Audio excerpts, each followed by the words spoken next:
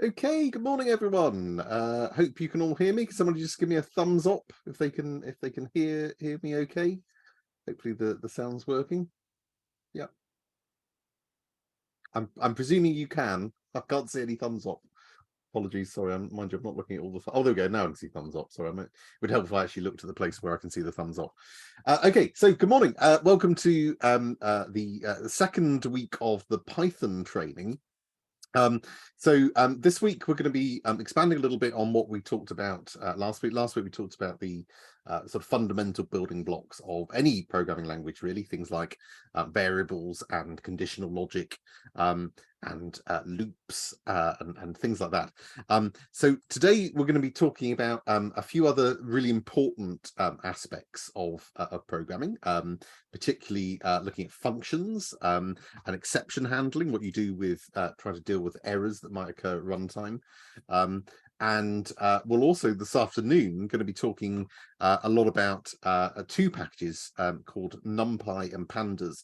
These are two of the most important packages in Python if you're doing data science. Basically, there's kind of a holy trinity of matplotlib, NumPy and Pandas, which as a data scientist, you tend to import all of those packages for pretty much everything. And particularly as we come on to the machine learning later in the course, you'll see the importance of NumPy and Pandas, and we'll talk a little bit about that this afternoon. We're going to sort of introduce you to these things this afternoon and explain why we use them and why they're important, and give you some of the basics. But you will see much more about their sort of use as we go through the course. And that's kind of a common message really for most of this stuff. And I know a lot of people were a little concerned after the session last week, thinking this hasn't sunk in yet. Don't panic, that's completely normal. Okay, so the idea of these sessions is not that I wasn't expecting you after last week's session for all of that to sunk in, and then we'll never cover that content again. I'm never going to talk about for loops or conditional logic or anything. That doesn't happen. So basically, the idea of these three Python intro to Python sessions is to get you familiar with the kind of some of the basic building blocks of Python. But you're going to see this stuff and be using this stuff all the time throughout the course. And for over the next 6 months, you're going to be constantly, writing conditional logic statements. You're going to be writing loops and getting inputs from the user, and the stuff we'll cover today in NumPy and Pandas, and writing functions. You'll be doing that all the time, so you will get lots and lots of practice. So it's not the case of we've covered that last week. Now you need to know all that before we move on. That's not the case at all. So don't worry. And I will also say that the vast majority of the people that were on HSMA 4 last year, at this time, we're all sat in exactly the same position as you are. Most of them hadn't done any coding before. Those that had, very few had done Python, and most of them were slightly panicking. Don't panic. Okay, that's my overarching message, because those of you who came to the presentation event or watched the recording will have seen what they managed to do in the course of 12 months. You have the advantage. You've got a 15-month program. You'll have longer for all of this to settle into your head. You've got a longer training phase as well. So I promise you this will come in time.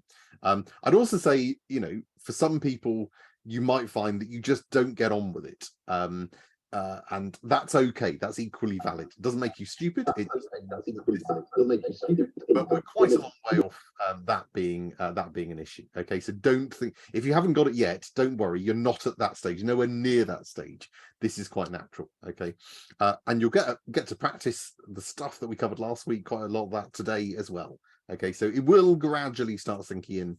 You'll also find, as usually happens on this course, that at the moment, over these 3 sessions of sort of intro Python sessions, I'm talking in abstract ways. I'm showing you the basic building blocks of a language and showing you how you do these things, but it's all quite abstract at the moment.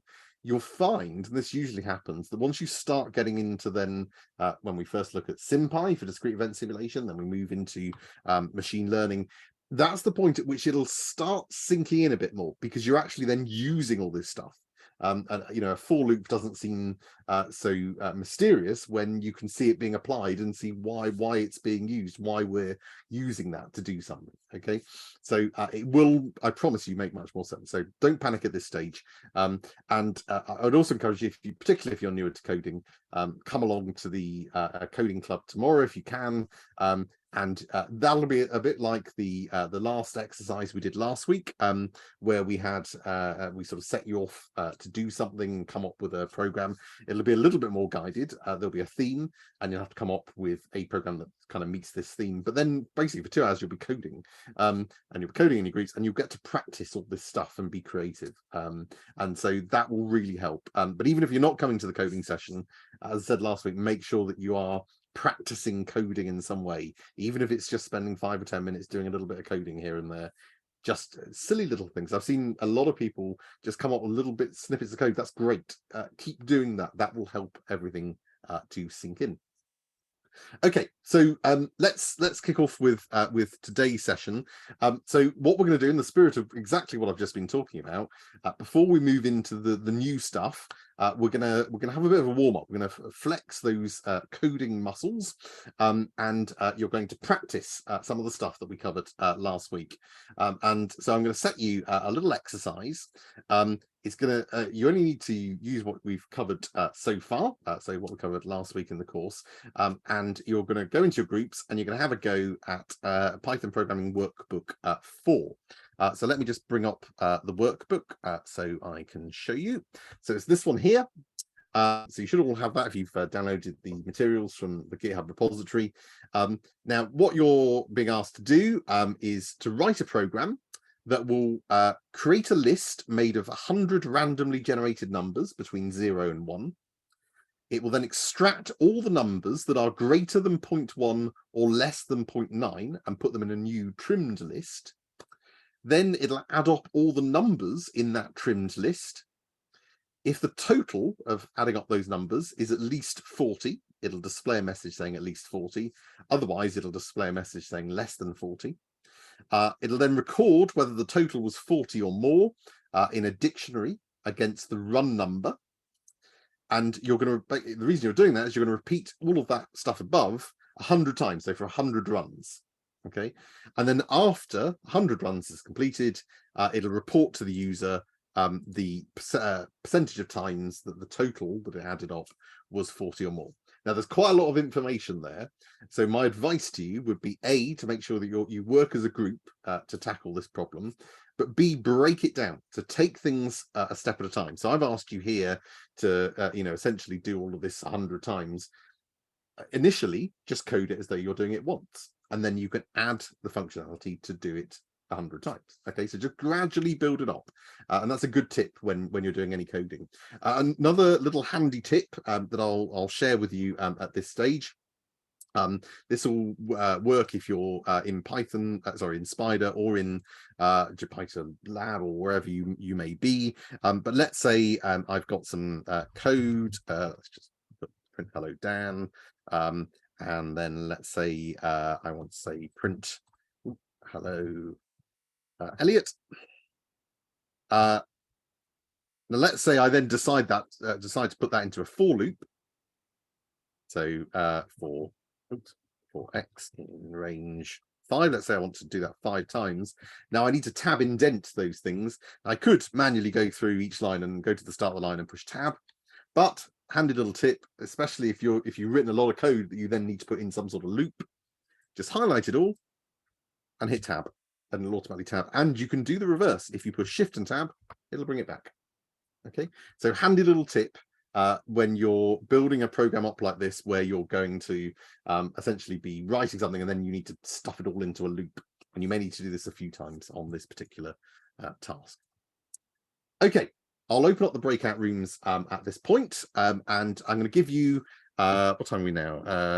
So I'll give you till 10 past, so you'll have half an hour, and then we'll come back and we'll have a look at what some of you have done, and we'll be floating around as well in the breakout rooms if you need any help.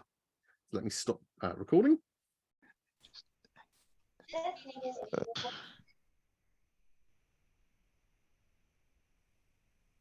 Okay, hi everyone, welcome back. Managed to get around a few of the groups, and most of you seem to be on the right lines with this. So I'm just going to go over the solution now. And again, as with last week, after the session today, I'll upload all the solutions so you can go through them in your own time. But I think most people seem to be getting the gist of it, which is good. So let me share my screen. Okay, so we need to well, let's break this down a little bit. So the first thing I'm going to do, I'm going to import random, the random library, because I'm going to need that to generate some random numbers, as we saw last week. So I'm going to import that. As my first thing in any Python code should be to import whatever I need. So I'm going to import random. Now I'm setting up a few structures and variables here ready for later. So I've got a dictionary, an empty dictionary that I'm setting up, which will store whether each run was greater than 40 or not. We'll come back to that later. I've set up a variable here that I've called number of runs. I don't have to do that. I could just specify that in the for loop, but I'm going to set it up here. It's quite good practice to do that, because then rather than put it directly in the for loop, if I need to then change it, and I've got a long piece of code, I can just change it at the start of my code. I know where to find that. And I'm going to do the same for the number of random numbers. So you don't need to change any of this for this particular exercise. But if I suddenly wanted to change it to, 100,000 random numbers, I can do that really easily. Okay.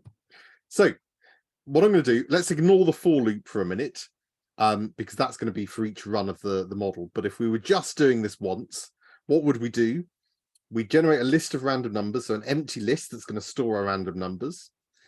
Then for however many random numbers you want, so you've probably hard-coded 100 here, that's fine, but that's just going to read it in from up here.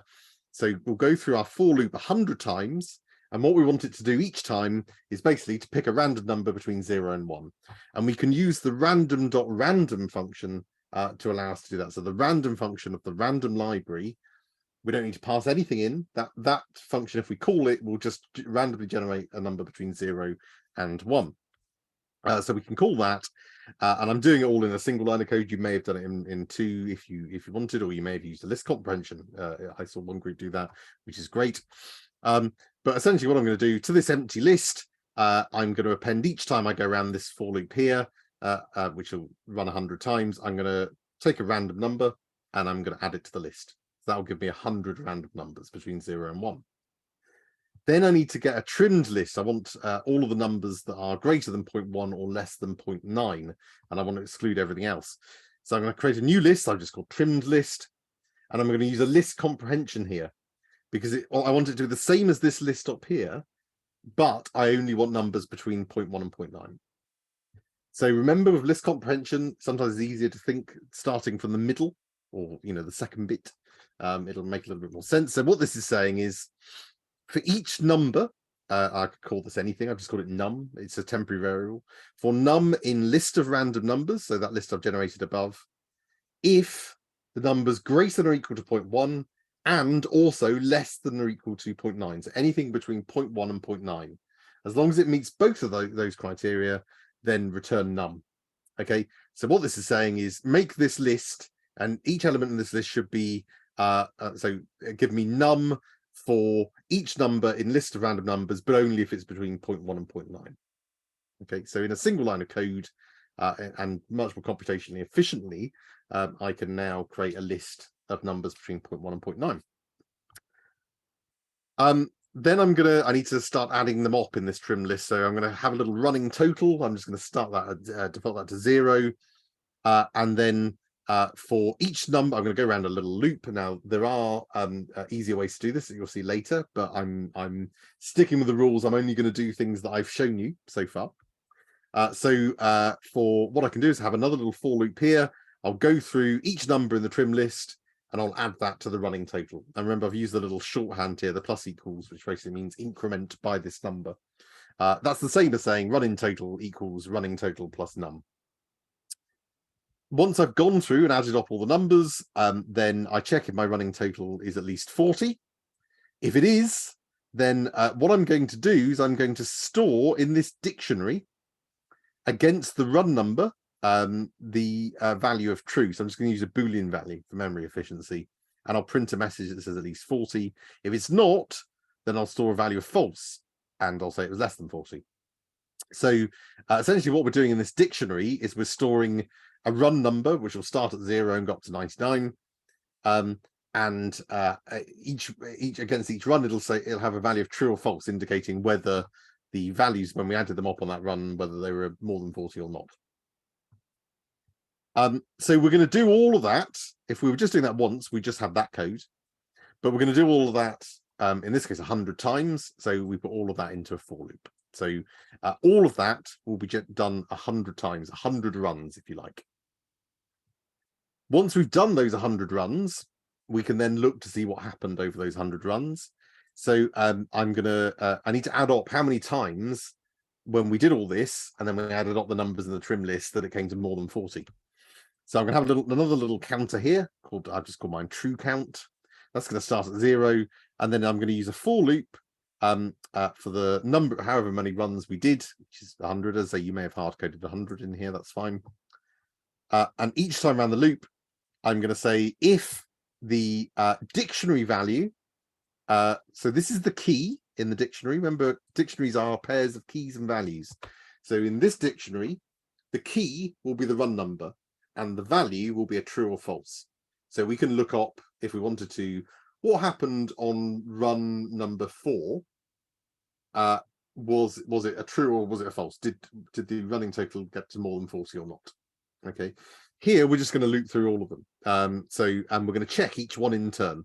And again, there's a simpler way you can do this with a dictionary, but I haven't shown you yet. So you can say, well, so the first time around this loop, this run number will be 0. Look up the value that we stored for 0, run 0, which we would have done here. Was it a true or false? If it's true, then add 1 to the true count. If it's false, then we won't do anything. We just go around again. So now we'll check run 1. Was that true? Was that true? If so, we'll do this. Then run 2, etc., etc. Once we've done all that, we'll then have a number, the true count, which will represent how many times it was true. And then we can just divide that by the number of runs and times it by 100, and that will give me a percentage of how many times it was true. So let's run that. So each time it's printing, it was at least 40, less than 40, at least 40. That's our 100 runs. And then here we can see that 56% of runs had a total of 40 or more. And of course, this is random. So if I were to run that again, we'll get a different value. This time I've got 48%. Okay. It's tuned so that it should be around half-ish. Okay. Any questions about any of that?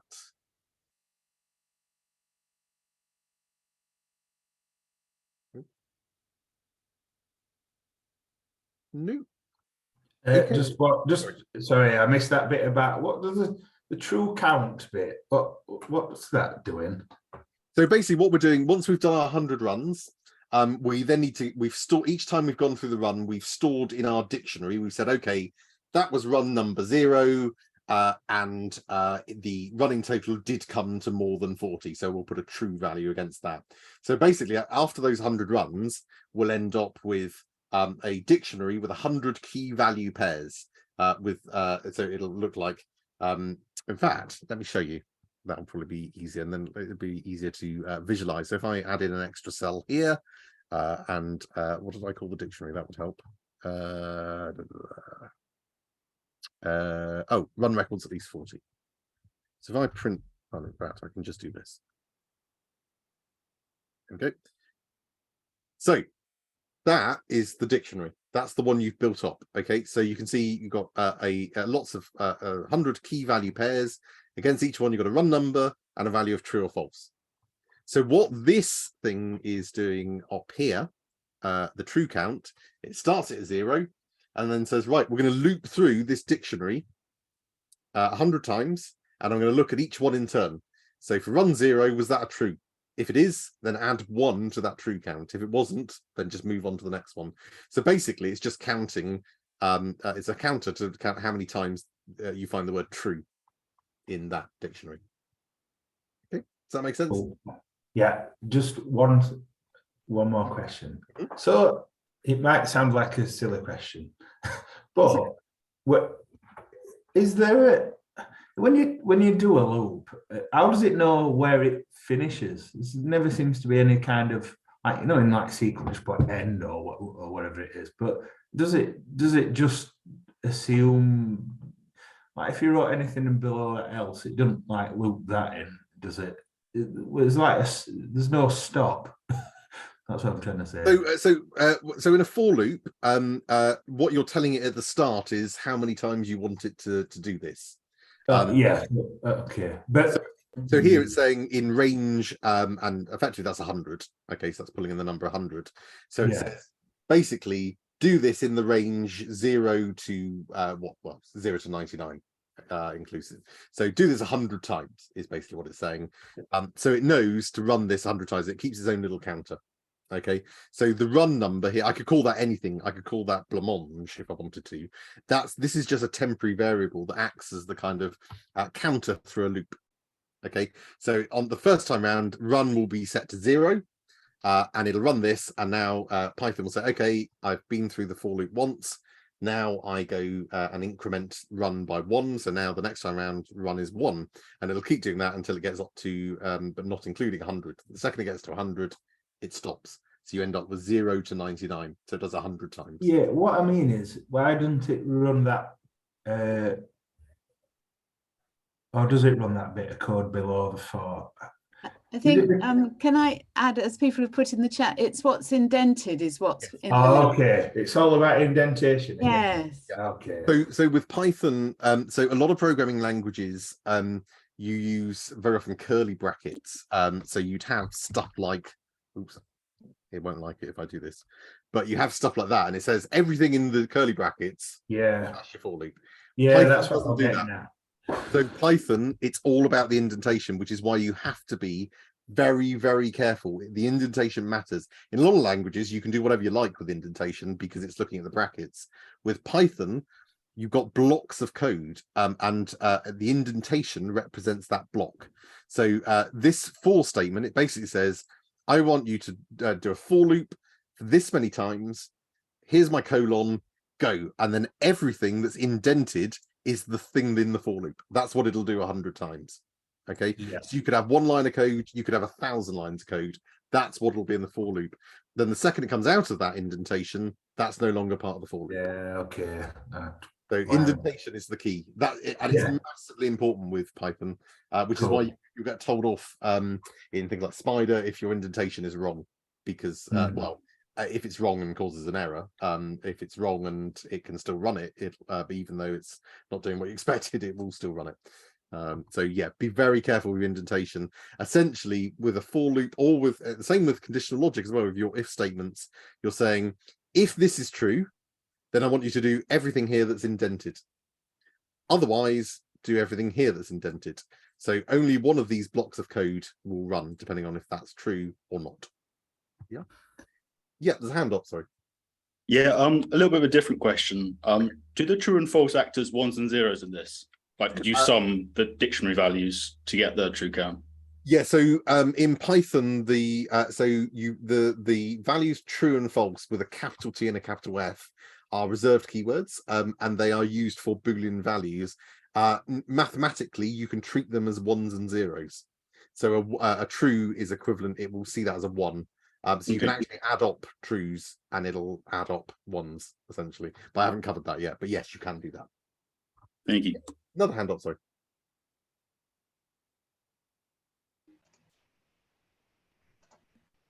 Hi Dan, it's Tony. Can you hear me okay?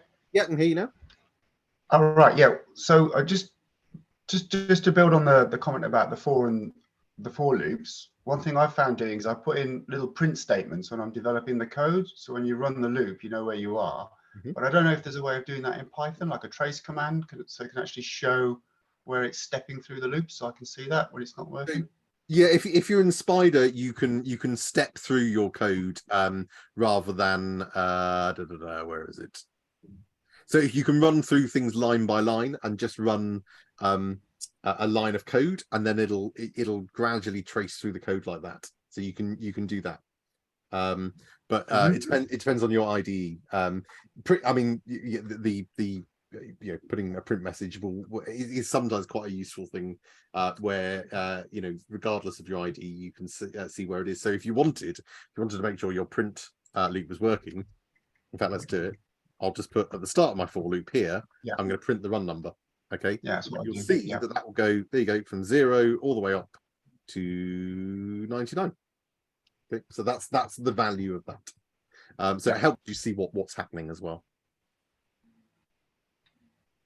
Okay, thanks. Is that helpful? Is that all clear? Can't see any other hands up, but do shout if not. I've got a question, Dan. Yeah. I can't see in your code for point 3, it says adds up the numbers in the trim list. So we were trying to like sum the numbers. Are you? Yep. So that's so here I've got a running total. I start that at 0, and then I basically loop through every element in my trimmed list, and I add to the running total, which starts at 0, that number. So if the first number in the trim list is 0.7, then it'll add 0.7. Now the running total is 0.7, then it'll go to the next number and add that on. There's an easier way to do it, but I haven't shown you yet. So I'm only showing you, I've only done this via bits that I've shown you. You'll see later, there's a much easier way of doing that.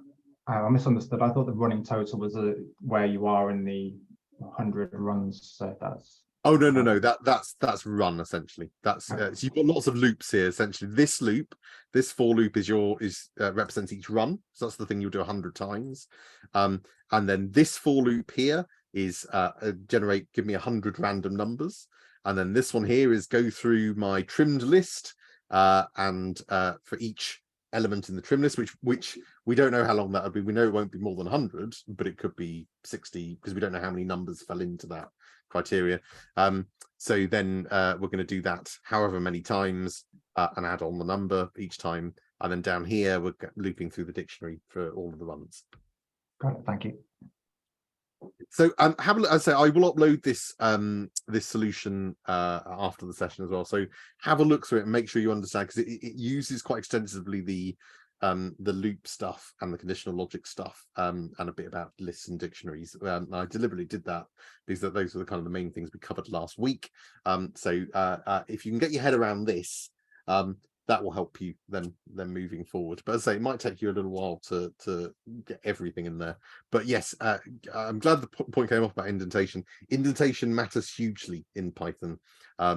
It's not optional. It's not to make your code look nice, although it does.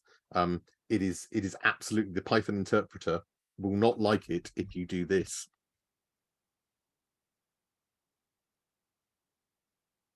It will not like that, because it said, okay, you're telling me we're going to go through a for loop. Oh, I'm expecting an indentation. Where is it? Okay, so you need to make sure that your indentations are correct. It's basically saying this belongs to this thing that's on the indentation over to the left. You'll get used to it with Python. It becomes second nature, and then anything else in any other language seems weird. Okay, let's move on. So that was a bit of a warm up to test your skills from last week. And again, all of this will be sort of practicing. You'll be constantly practicing those core skills of loops and prints and inputs and conditional logic. All of that will happen throughout this course. But let's talk about functions, because you can't go very far in programming without writing functions, and you certainly can't go anywhere at all in Python without using functions, and you've already used them, and I'll explain more in a moment.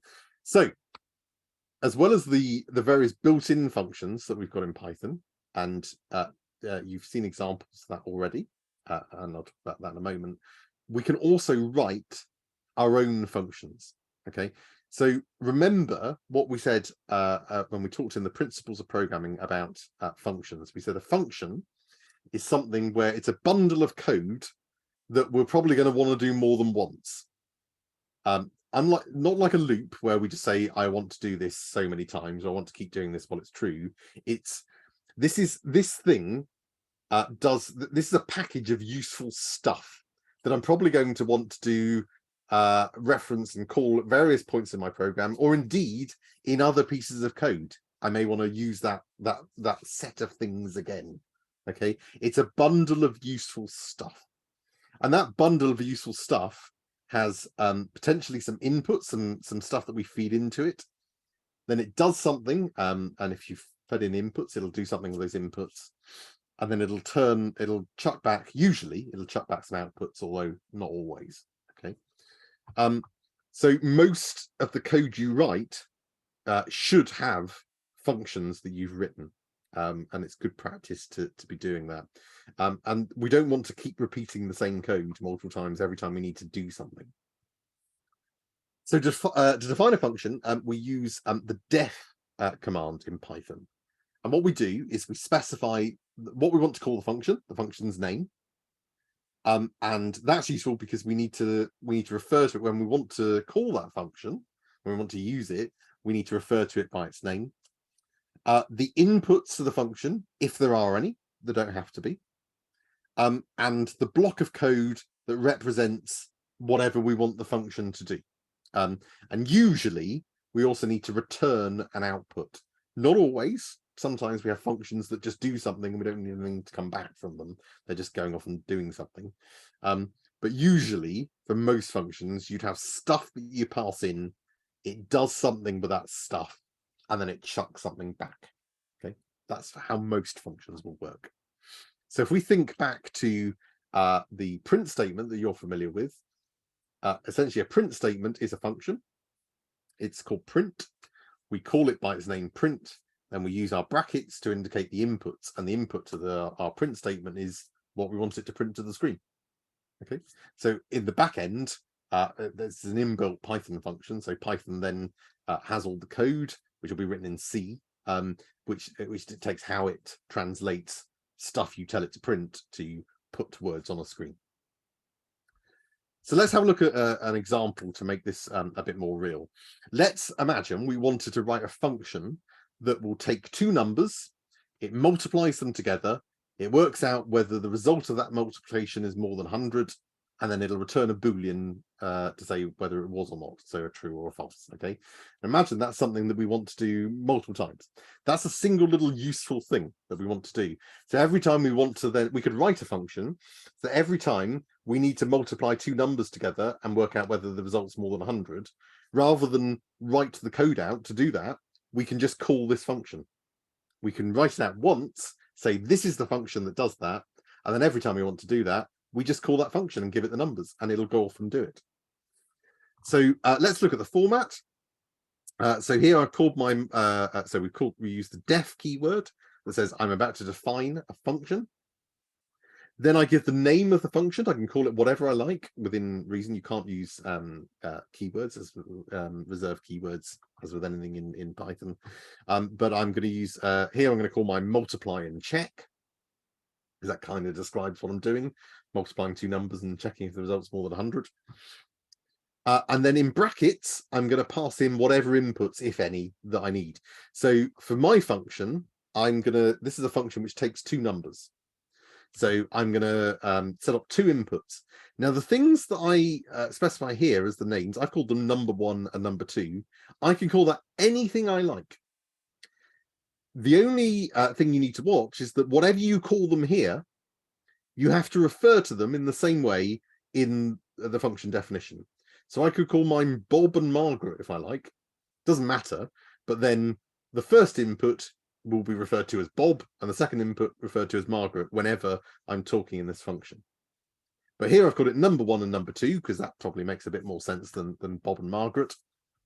And I use my colon, and just as with conditional logic and just as with loops, we then indent everything we want this function to do. So the indentation represents whenever I call this function, I will give you two inputs, and I want you to go off and run this code. So here, I'm going to multiply the numbers together, and I'm going to store that in a little variable like a result. So I say result equals number 1 times number 2. So it'll take the two inputs that's been given, multiply them together, store them in a variable called result. Now, important to note, these variables within a function only exist within the function. So result cannot be seen outside of the function. Okay, result and number 1 and number 2 only exist within the function. They're not within your wider code. Okay, so they just exist. They only live whilst this function is active, essentially. So I'm storing result, and then I just do a simple check. If it's more than 100, I'll it'll be true, and otherwise I'll return false. So I said that we want the function to basically pass back to tell us, was the number more than 100 or not? And the way we pass back things in a function in Python is we use the return statement. So return says, give them back this. So return true means when they run this function, if this condition is true, then give them back true. And you'll see how that works in a moment. Otherwise, give them back false. So let's have a look at how this will work. Now, remember, when we write a function, we are just, and we talked about this in the principles of programming, nothing will happen until we call it. So all we're doing by writing all this code here, that code will not run. It just says to Python, I'm creating something called multiply and check. So when I tell you to multiply and check, and I'm going to give you 2 inputs, this is what I want you to do. Don't do it yet, but when I tell you to do this, this is the code I want you to run. So what Python will do is say, okay, I'm stored in my memory now that when you tell me to multiply and check, I will come up here and I will do this stuff. But just defining the function will just tell Python that's what I want you to remember to do when I tell you to do it. But it doesn't actually do it yet. So we have to call the function. We have to use the function. We call it by its name. We provide the inputs that we need, and that will then run the function. So we've written our function here. Let's imagine we then want to run it. Let's imagine we decide to get 2 inputs from the user. So like last week, I'm going to read in, ask the user for a couple numbers. I'm going to cast them as integers, remember, because they come in as strings. So it'll run 2 numbers, run 2 inputs to grab 2 numbers from the user. I've got no error handling. We'll discuss that in a moment. And then I'm going to call this function, which remember is going to multiply them together and tell me if the result is more than 100. But rather than do that down here, I can just call this function. That will do it for me. So I say, ignore this bit for a moment. So I'm going to call it by its function name. So I've called it multiply and check. And I've told Python that in order to call this function, we need to provide 2 inputs. So here I'm passing in the 2 inputs are user input 1 and user input 2. Those are the 2 numbers that I got.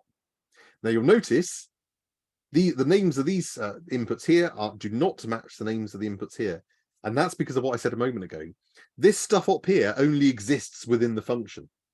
So number 1 and number 2 only when we're in the body of the function, we refer to, oh yeah, that's the first input and the second input. I refer to them as number 1 and number 2. But when we call the function, I could have called them number 1 and number 2, but I can call them anything I like, because we're just passing in the inputs themselves. So here I'm saying, yeah, it's whatever's stored in user input 1 and whatever's stored as user input 2. Here you go, function. Here are the 2 inputs. Okay. And then what Python will do is it'll go up here and it'll run this code. We've passed over the 2 values that we got from the user. They're now stored as number 1 and number 2 in the function, and we can refer to them as such. Once the function runs, then it'll return either a true or a false, because we're returning an output. And so what we do if we're expecting an output from a function, which in most cases we are, then we probably want to store that somewhere. Otherwise it's useless. It'll just get immediately forgotten. So here I'm going to store this in a variable called isResultOver100. Okay. So what this line of code is saying is I've got a variable called isResultOver100. And the value that I want stored in that is whatever is chucked out of this function. And that's going to be, remember, a true or a false. So what Python will do is it will run this function. We've called it by its name. It runs it up here, and then it returns either a true or false. So that variable, once that's run, that variable will contain either a true or a false value. Yeah, I saw a hand up, sorry.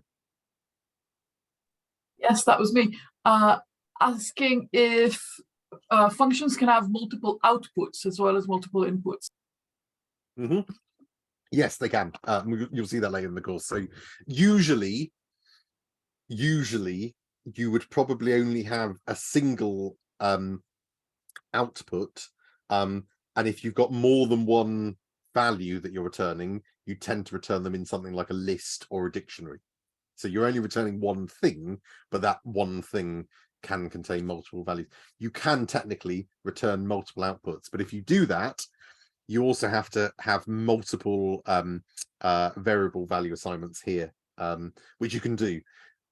You'll see examples of that later in the course, but the usually for most stuff that you'll be doing, you'll have you may have multiple values coming back, but they'll probably come back in a list or a dictionary, so they'll come back as one thing.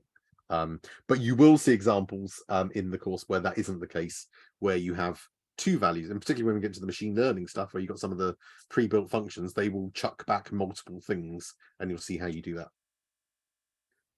Okay, so that's basically functions in a nutshell. Okay, so let's just switch back to Spider, and I'll show you that function running. If I can find it. I only did that as a. Okay, we'll come back to that in a moment. But basically, what we're doing here, we're defining our function. We're specifying what we want the function to do. We're specifying the inputs that come in. We're specifying any outputs. And then we call the function at various points in our code. And of course, if I then wanted to do it further down the code, again, I can just call the function again and chuck it two other numbers. So I don't have to, otherwise, if we didn't use functions, every time I wanted to do this, I'd have to write result equals number1 times number2, if result greater than, you'd have to do that every single time. Now, if you've got a very complex function that does quite a lot of stuff, then that's going to add to your code. It's very inefficient to do that. And it's much better practice to write a function that can be then used anywhere. Okay. One tip though, with functions really should do one thing that's very clearly defined, and it should do that thing well. Okay. So here, so strictly speaking, well, no, actually, no, you wouldn't break that down because you can already multiply two numbers together. So here, what this thing is doing is it's a function that multiplies two numbers and checks if it's greater than 100. That's my function. Okay. If I wanted to then do other things, you may want to then consider having a separate function that did those things. But this is a function that you can give it two numbers, and it'll check if they're more than 100 if you multiply them together. And that makes them more generalizable. The more specific they are, then the more generalizable they are, because that means that you can then use this for all sorts of applications, because it's just a piece of code that multiplies two numbers together and checks if it's over 100. And that could be used in lots of different circumstances. Let's talk a little bit about exception handling as well. So we said before last week that sometimes stuff in our program, in fact, quite a lot of the time, things in our program won't work as intended. Now, sometimes that's because we've coded something wrong. And as you start on your coding journeys, you'll have that all the time. You'll be encountering that all the time, that things are wrong. You'll have lots of syntax errors and then try to work out why things are working because you've done something wrong in the code. But sometimes we can get, all our code can be correct, but we're reliant on when the code's actually run on an input from an external source, be that the user inputting something or reading something in from a file, something that we have no control over. So in our code, if we ask the user to input two numbers, it's over to them, and they might do, because they're users, they might do odd things. So if we think to our previous example, we asked the user to input two numbers. Now, we're casting those things because they'll come in as strings. We're casting them as integers to turn them into numbers. But remember, when we talked about this last week, Python is clever, but it's not, and it'll recognize, the number 40. If they type in 43, okay, that's the number 43. I can deal with that. I can cast that as an integer. But it's not a mind reader. So if the user types in cat, and then you tell it to cast it as an integer, Python's going to go, I don't know. I can't make cat an integer. What are you talking about? So at that point, Python will just go, I crash, stop, go and it'll just crash your program. I'm sorry, I can't deal with that. You've told me you want me to cast a cat as an integer. How can I possibly do that? I'm stopping right now. Okay, so that's what's known as an exception. Okay, it's essentially taking exception to in this case to what the user has input. So the program is essentially terminated with an error.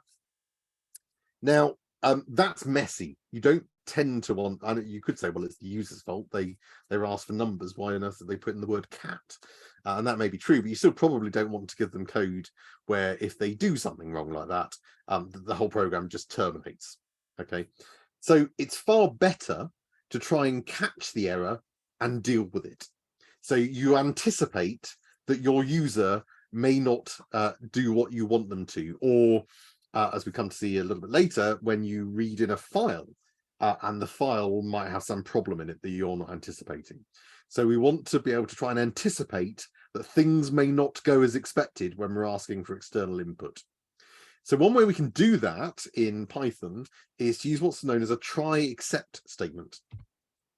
So basically, a try and except statement is the most general way that we can handle those kinds of errors in Python.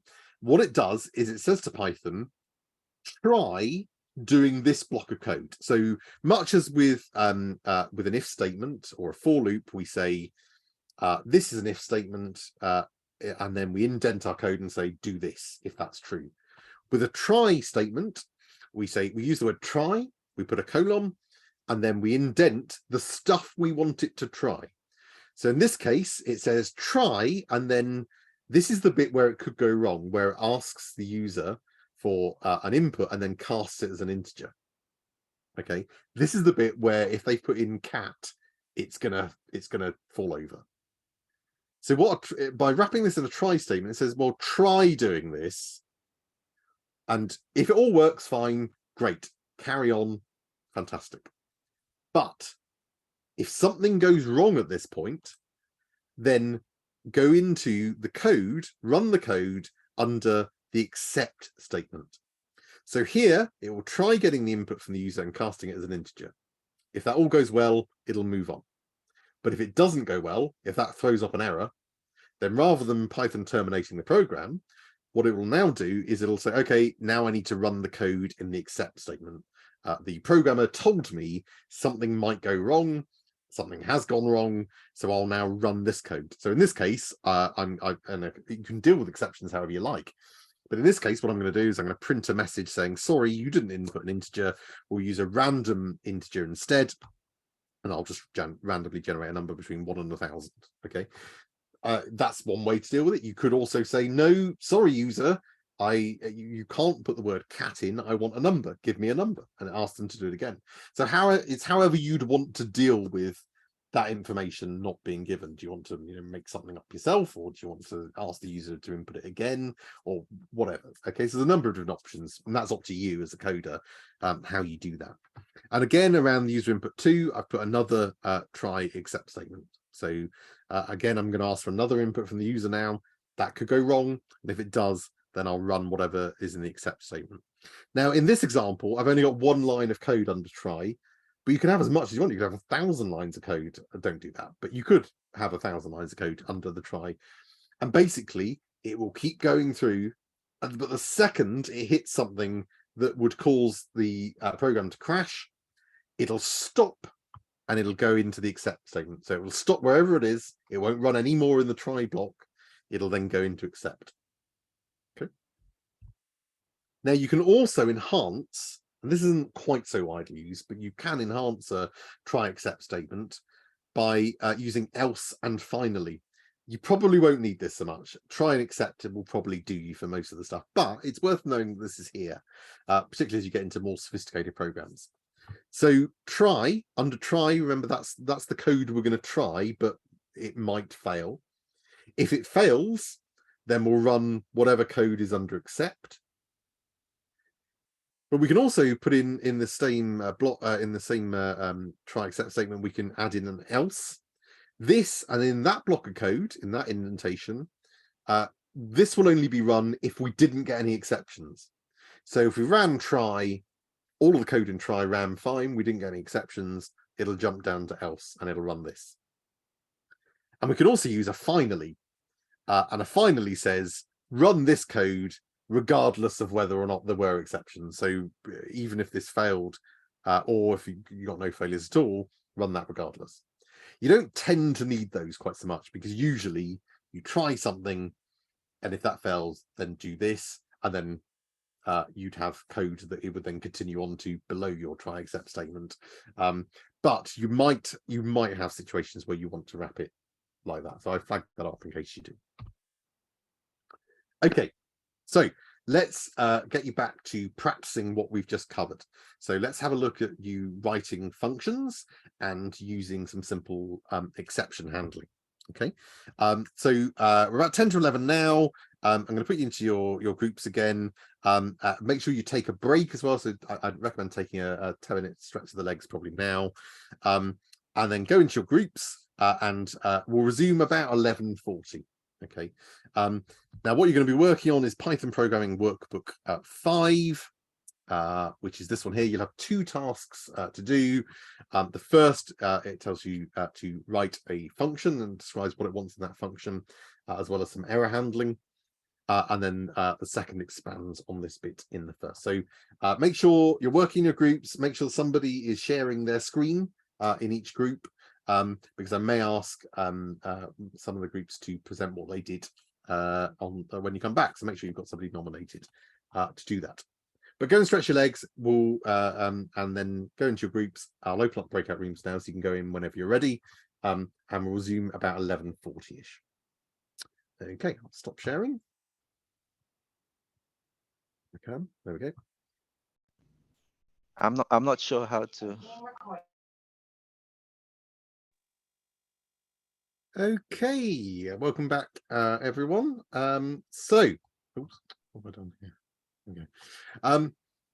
So you've all had a go at writing some functions and some exception handling. So I'm going to randomly now pick a group who's just going to talk us through your solution. If you didn't manage to get all the way through, don't worry. We'll just show us what you've done, and then I'll put up the solution if needed as well. So let's get out the wheel of names, which is built for just such an occasion. So here we go. Let's shuffle them up first a bit, and let's spin the wheel. Let's see who we've got up first. It's, I think, going to be BBC Micro. Somebody from BBC Micro want to share your screen, talk us through what you did. Hi, my name is Wilson, and I'm going to be sharing what we did. Great. Just share my screen.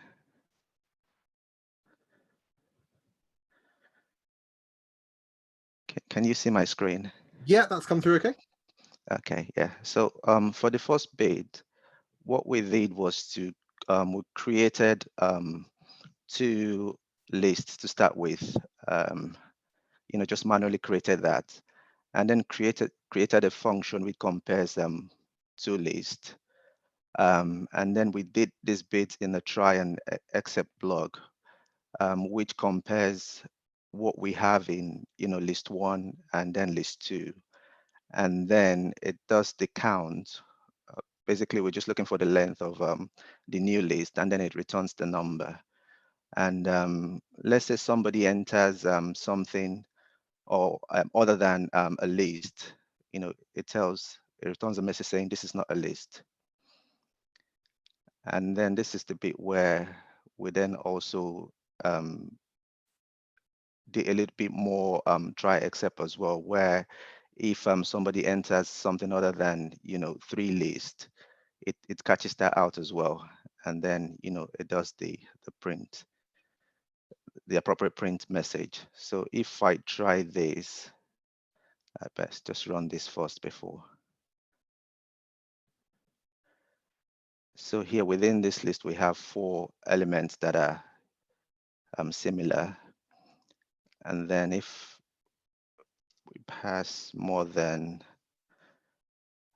1 list, more than 2 lists, so it does catch the the error, then prints that out.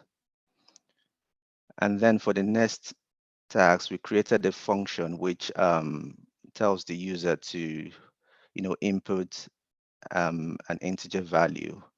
And then if it's not an integer, it catches that out as well. So if I run that, say you enter, so it does catches it out and says, this is not an integer value.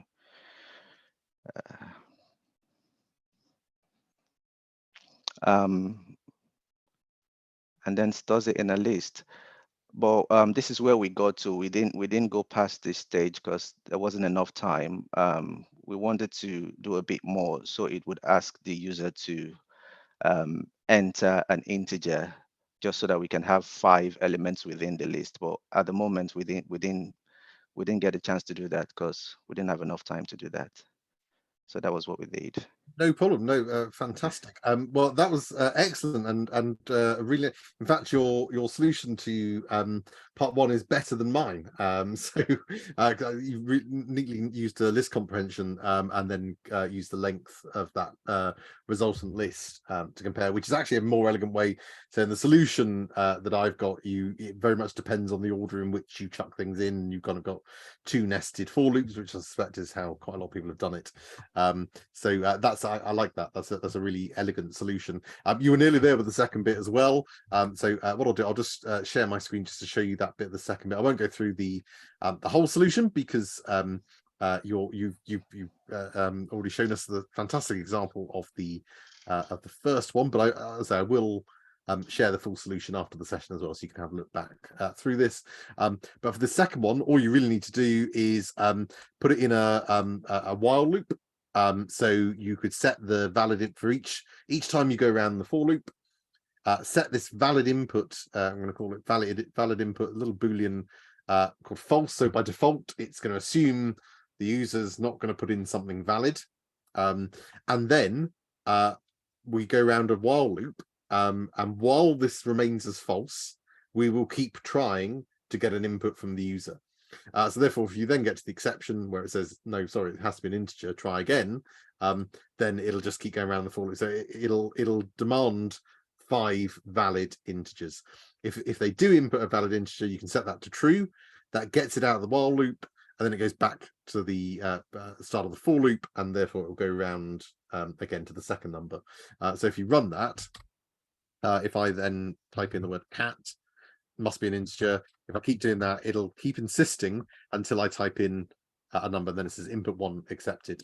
So it will keep going until I put in 5 valid numbers, and you need to pass into. Oh, it's because I haven't run the first one. But that's how you need to do that, or how you can do that.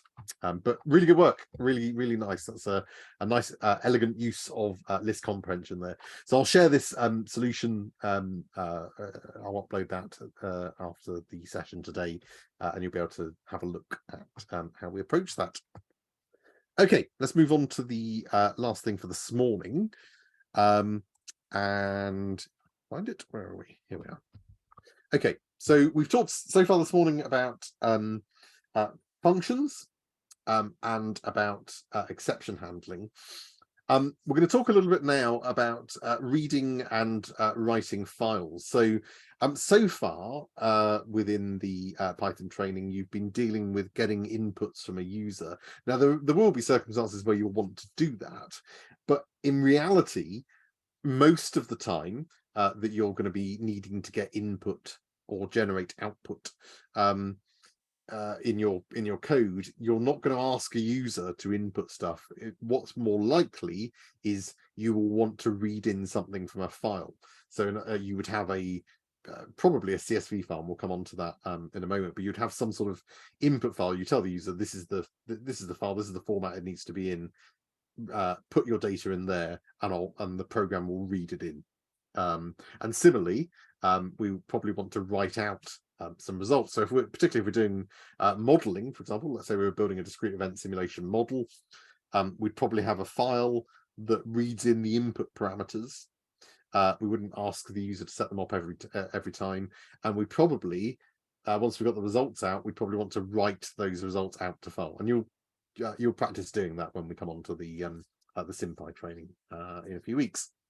So Python's got a number of methods for doing this. I'm going to start talking about the kind of the most basic methods because it's important you understand them, but I'll then move on to the CSV stuff, which in reality is probably what you're going to do. And in fact, even the CSV stuff that I show you, when I come on to talk about pandas this afternoon, and why pandas is so important, you will see later in the course how you can very easily read in files into a pandas, what we call pandas data frame. Don't worry, you don't need to know what that is at the moment.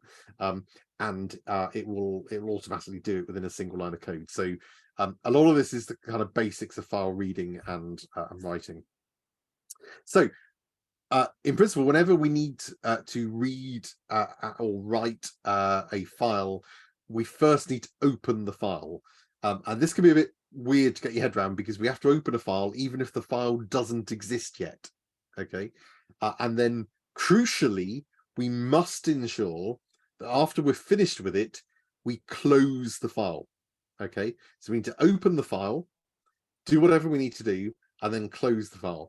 If we do not close the file, very odd things will happen.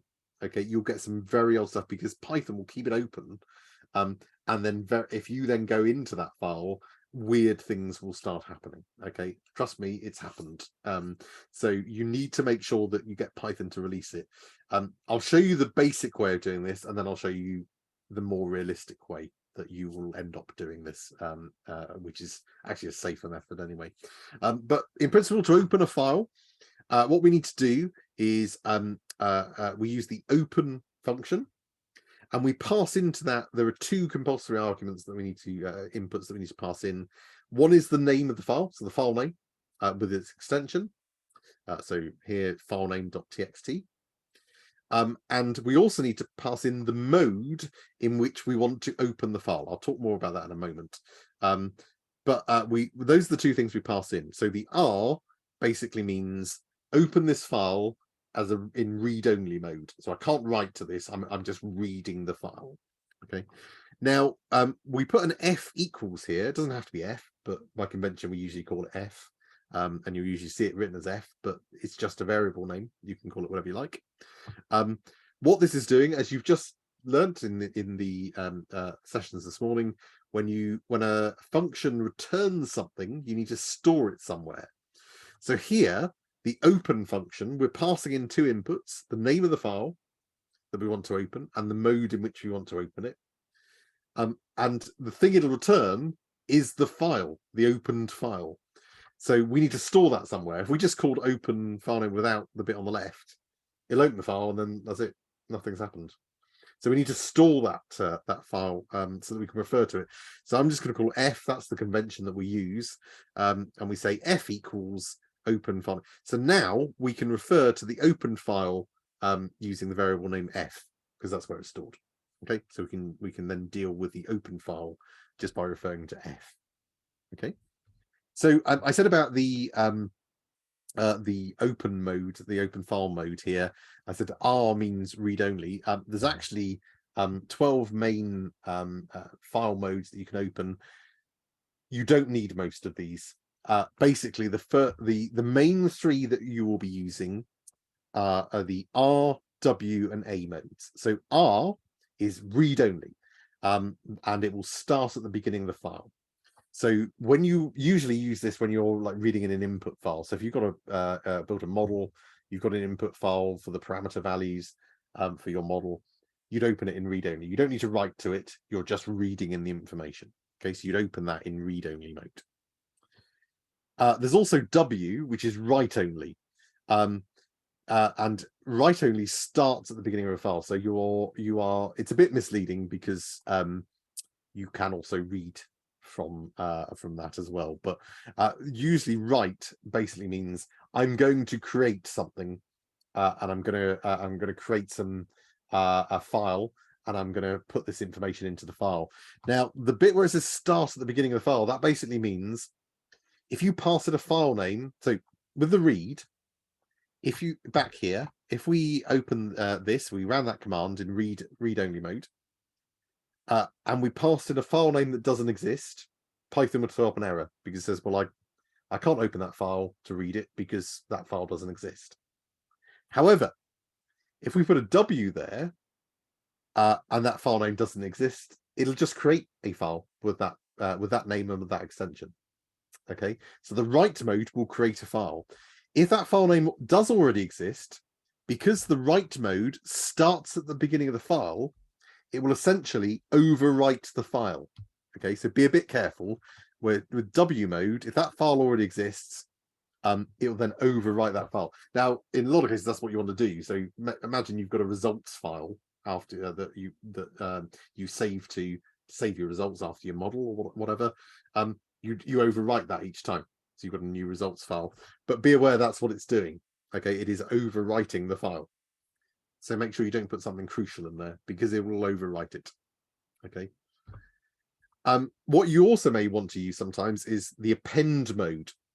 So append is like write, but it starts at the end of the file.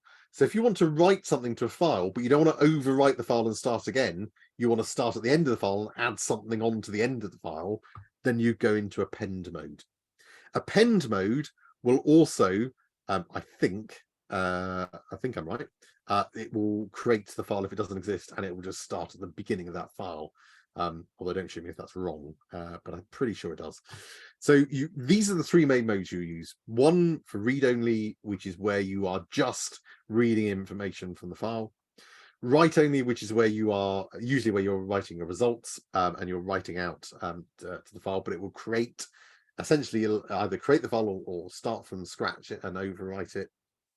And append mode, which is where you've already got some information in the file and you want to bung something on. So that you might do that if, for example, you were keeping a log of your results, and every time you ran your model, you wrote a new line into that results file to say, okay, now on this line, I'm going to write the results from this run of the model.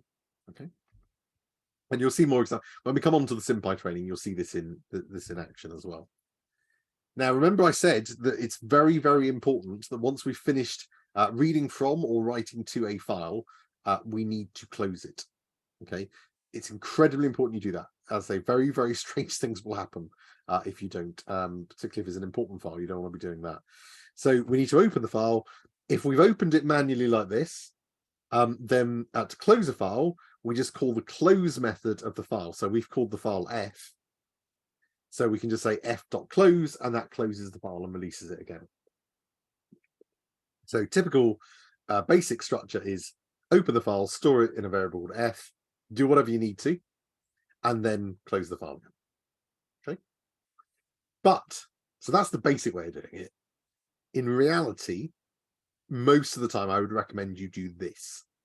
And you can use something called the with statement. Now, Python's got this nasty thing called with that you'll see when we come on to the discrete event training in SymPy. This is used a lot. Okay, so in SymPy, you use the with statement to grab a resource, and you hold that resource whilst you're doing something, and then you let it go. Okay, and you probably, if you think back to the first session in the course, you remember we talked about discrete event simulation. Essentially, you go through a number of activities, and each activity has a resource associated, and you're basically holding on to that resource for an amount of time and then letting it go. So the with statement is really useful in SymPy, but it's also useful for other stuff. And one of the big things that's really useful for in Python is holding a file open whilst you do something. So here, rather than opening the file, then doing what we need to, then calling the close function, instead, we can use a with statement. So we say with, and then we use our same open command we did it before, open filename.txt. I'm going to open it and read only as f. Okay, so what that's saying is open the file filename.txt in read only mode and call it f. Okay, so it's the same as we're doing up here, but because we've put in the with statement, we then put a colon, and then in the indentation, much as we did for the for loops and the if statements and the try except statements, everything in the with statement is what we're going to do with that file. The advantage of doing it this way is that we don't need to manually close the file, because essentially once it gets to the end of the block of code in the with statement, it will automatically drop the file. It'll let it go. So with grabs onto something in Python whilst the code in that code block runs, and the second it's finished, it drops it. So that automatically, in this case, automatically closes the file again. So we don't need to have to remember to call the close command. So that's the better way of doing it. You'll find that's a safer way of doing it. So I would probably advise be aware of this, because you will see it, because it's the basic way of opening and closing files in Python. But the better way is this, and this is what I'd recommend you do. You call the with command, use the open function as F, do whatever you need to do with the file, and then as soon as you come out of that code block, it'll drop the file.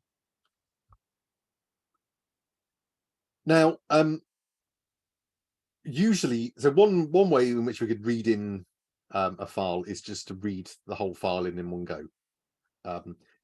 It might be that's what you need to do, depending on what you're using it for, but usually that's probably not what you want to do, because you're still going to have to deal with it in some way, I suspect. There are exceptions. So when we come on to the natural language processing, you'll see sometimes you just want to read in the entire file of text, and then you're going to manipulate that text. But usually for the most of the stuff you'll be doing, that's not what you want.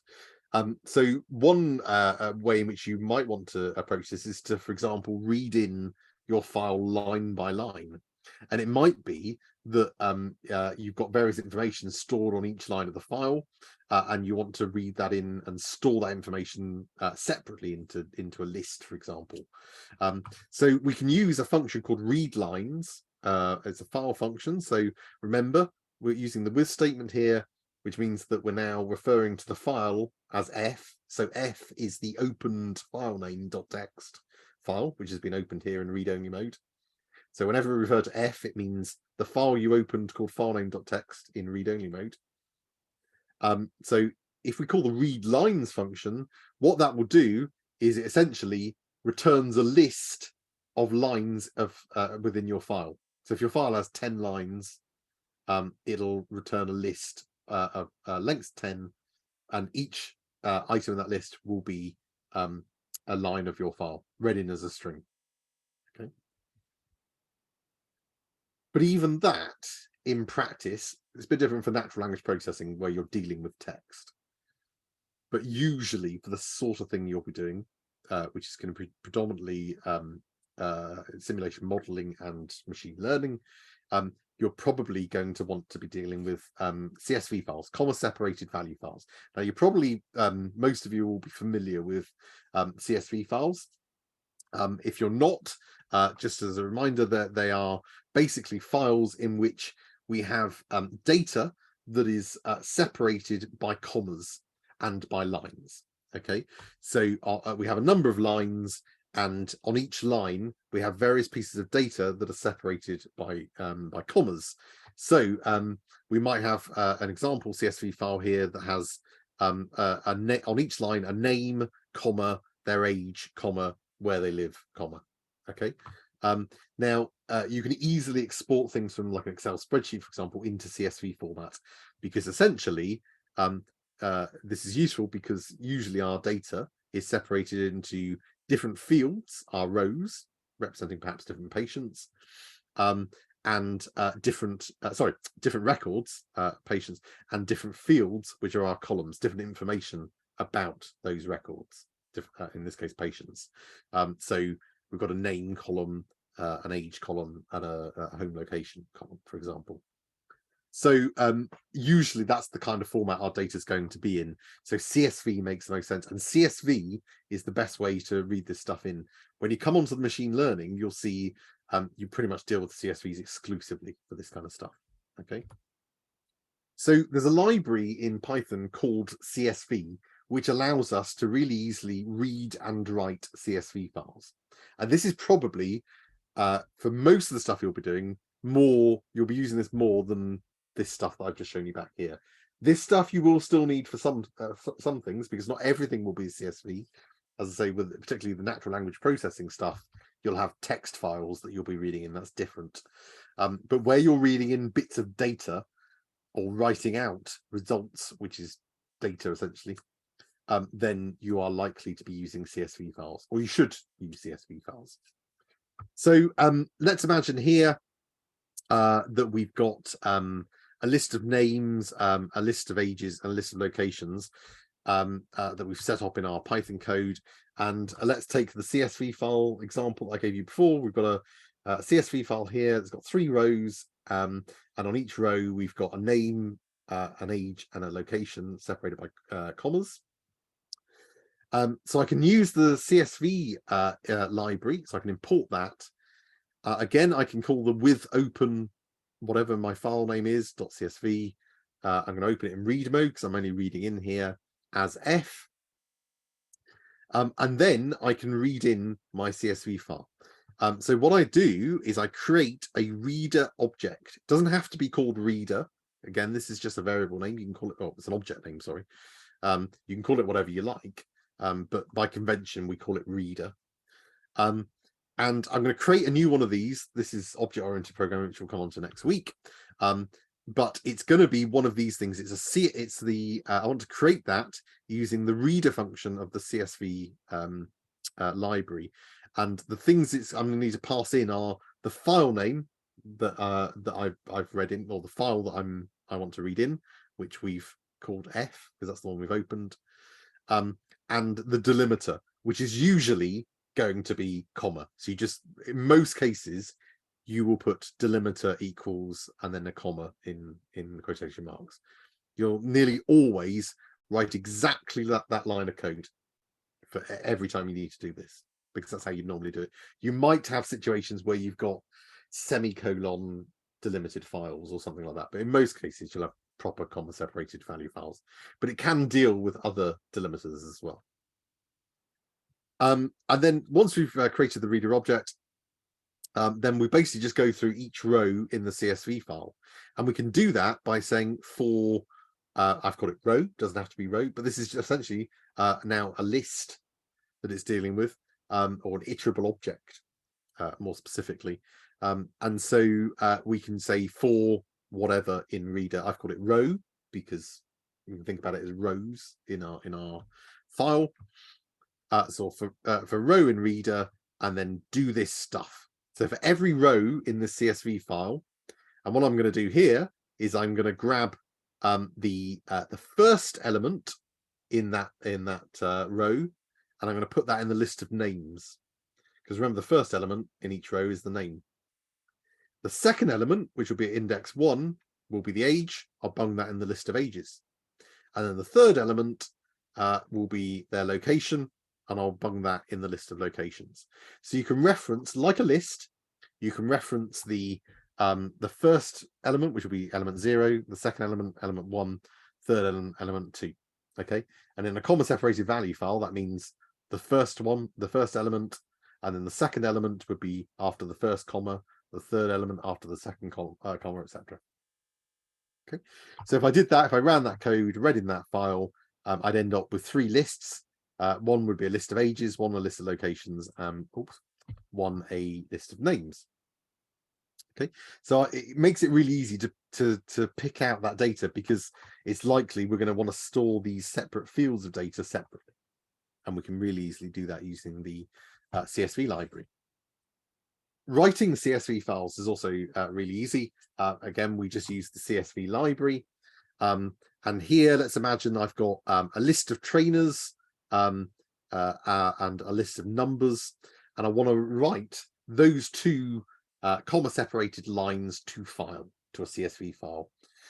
So the way I've done that here, I've bunged them into a list of lists, and you'll see why in a moment. And I'm going to open using the with command. I'm going to open the CSV file. In this case, I've called it output.csv, and I'm opening it in write mode because I'm going to be writing the file. That means if output.csv doesn't exist, then it will create a file called output.csv. If it does exist, it'll overwrite it. So we're referring to that as F as usual, and I'm going to create a writer object this time. Again, you can call it whatever you like, but the convention is writer. And I pass in, when I create a writer object, the file that's been opened, which is F, and the delimiter, which, as I say, in most cases is going to be a comma. So again, when you're writing a file, you can pretty much copy and paste that line of code every time. So then all I need to do is write my file.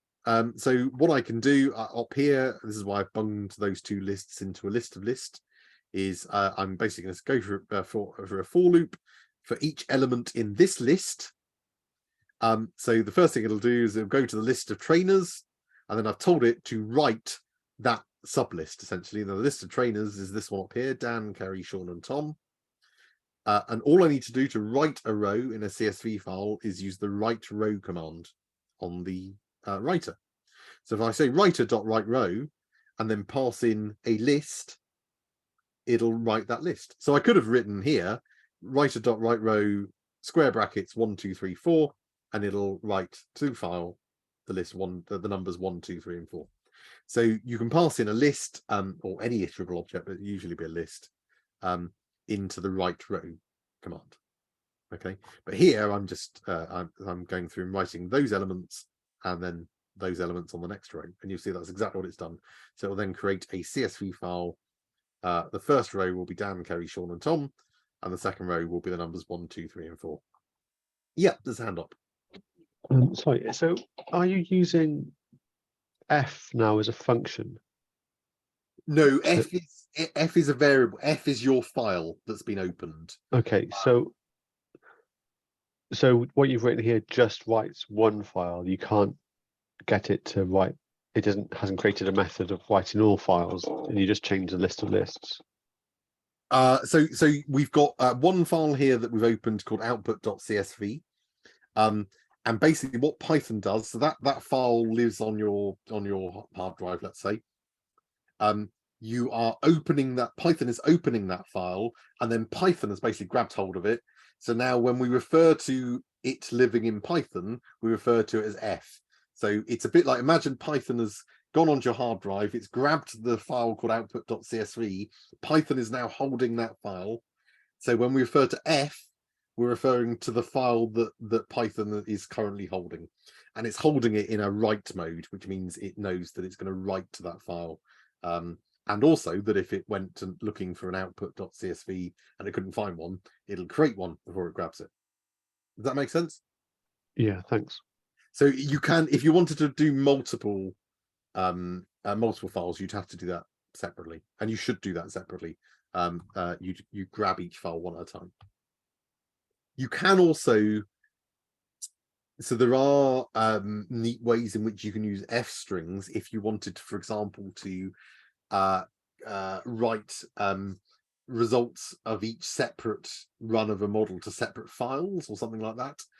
You can use F strings and go around a for loop, and then you just put all of this in a for loop, and then use an F string to denote what you're going to call that file. So you could create 100 output files, call it output 1, output 2, output 3, etc., and put all this in a for loop. So you could do that as well. But you, at a fundamental level, you are only dealing with one file at a time, because Python needs to hold one file at a time. Okay, let's get you to have a bit of a practice. So there's only a quarter of an hour before lunch. So what I would suggest you do is make a start on this for 15 minutes. Then at 12:30, we'll break for lunch for an hour. Then when you come back at 1:30, I'll give you another half an hour. So then you'll go straight back into your groups, finish off this exercise, and we'll resume the lecture at about 2. I'll pull you back a little bit sooner if I can see people are getting on with it well. But have a go at this. Now do this in your groups. I would recommend, I've said I'd recommend you use Spider. I know for some people Spider is not behaving very nicely. You can also use Jupyter Lab. I would recommend use one of those things, either Spider or Jupyter Lab, something that is on your local computer. You can use Colab, but if you're using Colab, because you're doing file inputs and outputs, you will also have to upload the input file and download again the output file. Now, I did show you how to do that. If you refer back to session 2A, where it was the intro to Jupyter and Spider and Colab, the example Colab link that I gave you showed you how you can upload a file and download a file, but it is a bit of an unnecessary step for this, having to go through that. So just be warned. I would advise that you, as with all these exercises, have somebody sharing the screen, but have somebody sharing the screen who is able to use either Spider or Jupyter Lab or Jupyter Notebook, something that's running on your local computer as opposed to Colab. You can use Colab if you like, but just be aware, if you do that, you'll have to upload the files, as I've shown you in exercise 2. So you've got an extra thing to do. So basically what I want you to do, I've given you a file. Let me show you the file. It's called input data .csv. Let's find it. So if you downloaded the content from the repository, you'll see you've got a file called input data.csv. I can actually open that in Spider, and you can see this is the file. You can open it in Notepad, you can open it in Excel. Don't save it as anything else if you open it in Excel. But this is a common separated value file. Okay, so it's got some names, some yes/no values, some numbers, and some locations. Okay, so that's a CSV file in the sort of format that you might be using in the real world. So each record in that represents the patient's first name, whether they've received a flu vaccine this year or not, their age, and the county in which they live. So you've got a load of records, and you've got 4 pieces of information basically for each, and that's stored in this input data.csv. So the idea is, you in your groups, you are going to write a program that does the following: that reads in the patient data file and stores the 4 different fields in 4 different lists. So you should have a list of names, a list of ages, etc. That calculates the number of patient records that have been read in and will print a message informing the user how many records have been read in. It will then calculate the average age of patients in the data and print a message to the user informing them of the age, rounded to 2 decimal places. Don't panic. It will then calculate how many patients live in each of the 3 counties in the data and display the results. It will then calculate the percentage split between vaccinated and unvaccinated patients in the data, and again display that result to the user, again rounded to 2 decimal places. And the results of 2 to 5 above, these 4 calculations in 2, 3, 4, and 5, I want you to then write the results of that to a file that you call results.csv, with the first row in that CSV file will be the name of the result. So it's like your column headers essentially. So it would be like, so here in number 2, it's how many records have been read in. And then the next column would be average age of patients, etc. So your column headers would be your first row. And then the second row would be the results themselves. So if it's 100 records have been read in, it will be a number 100 would be the first entry in that second row.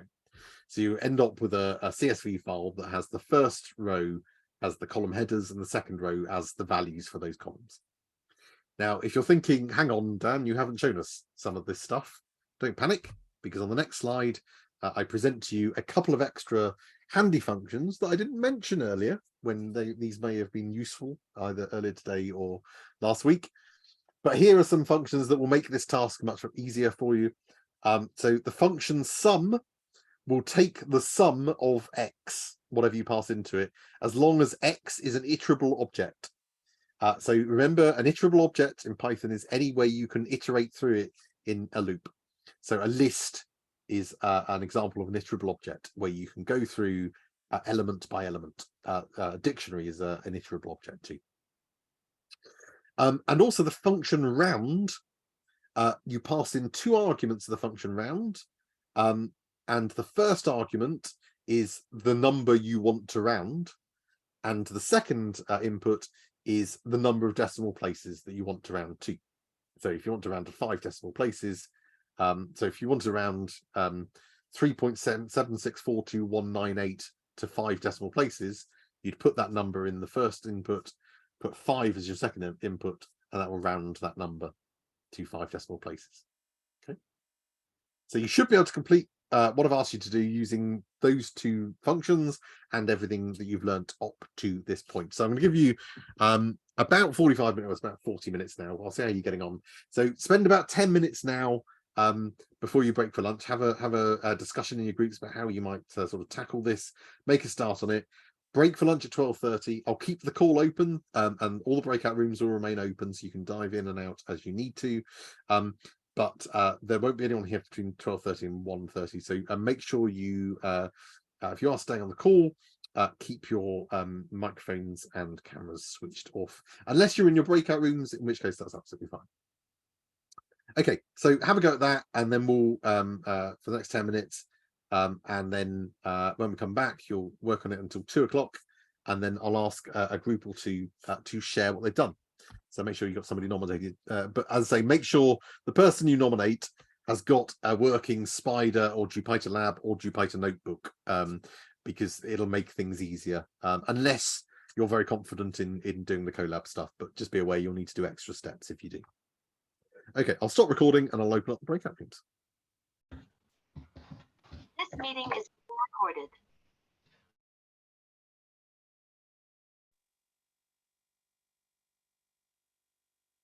Hello. Okay, welcome back, everyone.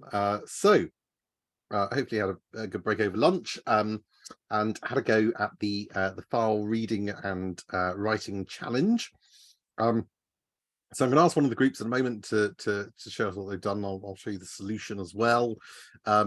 Just say a couple of things that were flagged up. The first, this is one where I probably should have reminded you, the current working directory. You need to make sure that's set correctly. If you think back to the session we did last Thursday before, sorry, in session 2A, where we looked at Spider. You can see where you can set the present working directory in Spider.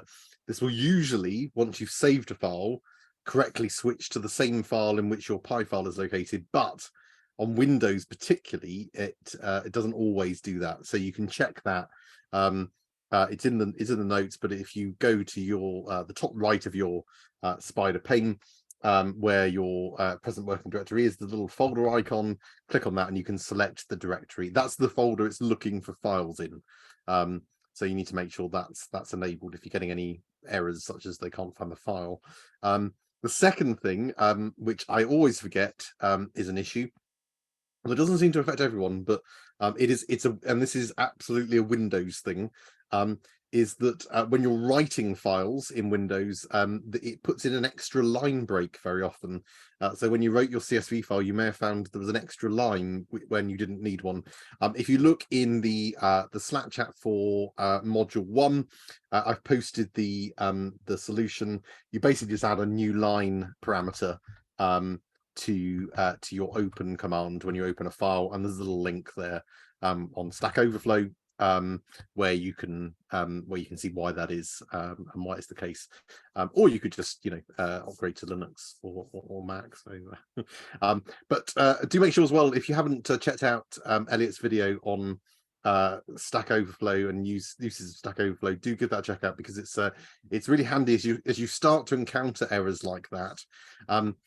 Just copying and pasting stuff into Google, you'll get Stack Overflow queries. Somebody has asked that question, almost guaranteed, and you likely will find a decent answer quite quickly. Okay, so let's pick a group to share what they've had a go at. So let me bring up the wheel of names, give it another shuffle.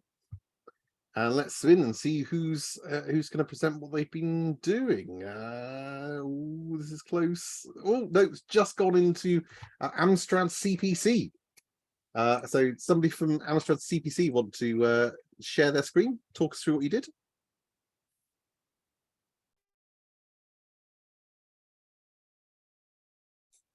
Yes, I can do that. Fantastic.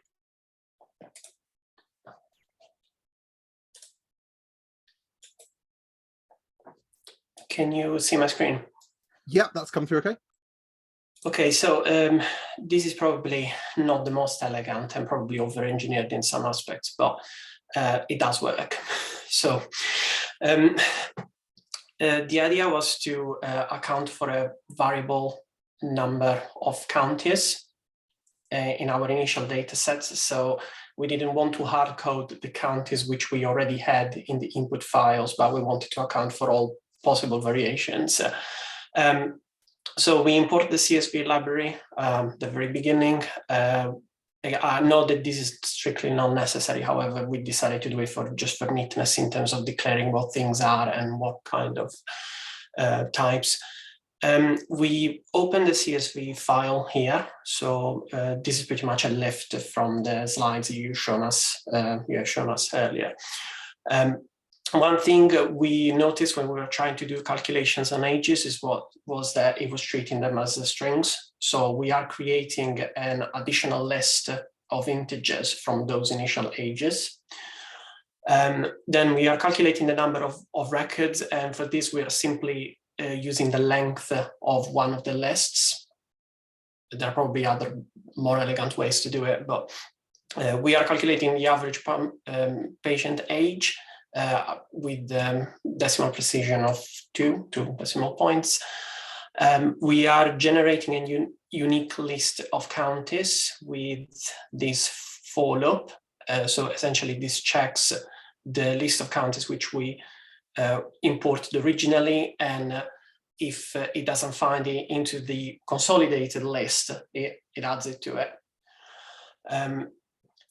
We are counting patients for each county, and again, this is probably not necessary, but we are creating a dictionary where the counties are the keys and the counts, the patient counts, are the values.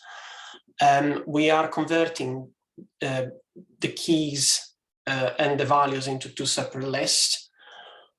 We are calculating the proportion of vaccinated patients just by counting the occurrence of yes into the one of the lists which we imported originally from the file. We are generating 2 lists to print our output CSV, one for headers and one for values. And for some of them, we just wanted to assign human readable names to things such as number of records rather than just use the variable name. So just to use a bit of more of a polished version. And then to account for the variability in the number of counties, we are extending these 2 lists with what we calculated earlier. And then finally, we are generating a list of lists of headers and values, and then outputting the file again with the code that you've shown us on the slide earlier. And this does work. We tried to break it, and at least we couldn't think of anything to break it.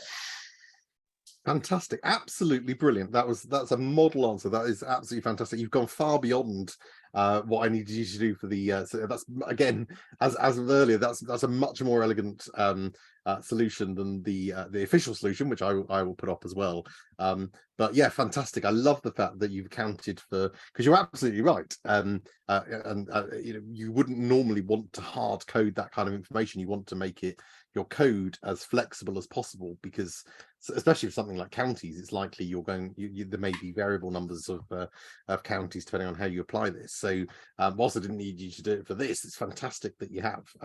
So really nice, really elegant, and I love the way you've stored that in a dictionary as well, because that will be more useful for if you needed to then use that again elsewhere in the code. So brilliant, really well done, fantastic solution.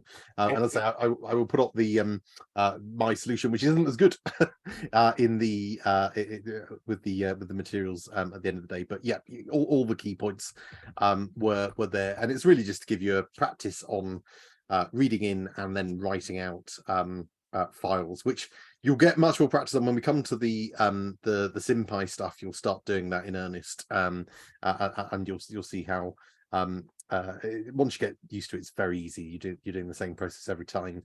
When we come onto the machine learning as well, you'll see that there are even neater ways in which you can read stuff directly into a Pandas data frame, which takes us on to this afternoon's session. So let me share my screen, go back to the slides. And let's first of all talk about. Sorry, there we go. Can you see that? Okay, does that come up full screen? Yeah. Yeah, fine. Brilliant, thank you. So yeah, this afternoon we're going to talk about two very important packages, particularly if you're doing any machine learning. But for most things in data science, if you're doing anything data sciencey in Python, you're probably going to need NumPy and Pandas. You may not realize initially why you need them, but I'll explain and demonstrate, particularly with NumPy, why this is a far more computationally efficient way of doing things. So this might seem a bit overkill initially, but there are very good reasons that are going to become quickly apparent why importing NumPy and importing Pandas and Matplotlib, which we'll use next week, are you will be writing them in your sleep as import statements at the start of every piece of code, pretty much, that you do, because they are so fundamental to data science in Python. So much so that there's a reason why the Anaconda Python distribution, which you've all got installed, which is the one which is geared towards scientific coding, there's a reason why these things are already installed. Okay, and you're going to see why this afternoon. Now, NumPy and Pandas, there are huge amounts to both of these things, and you will see much more of them as we move through the course, particularly as we get into the machine learning stuff. You'll see how they get used. So this afternoon, I'm just going to take you through what these things are and some of the basics of it. Okay, I'll also point you to some extra reading materials where you can go and have a look, but you will get much more practice with these things.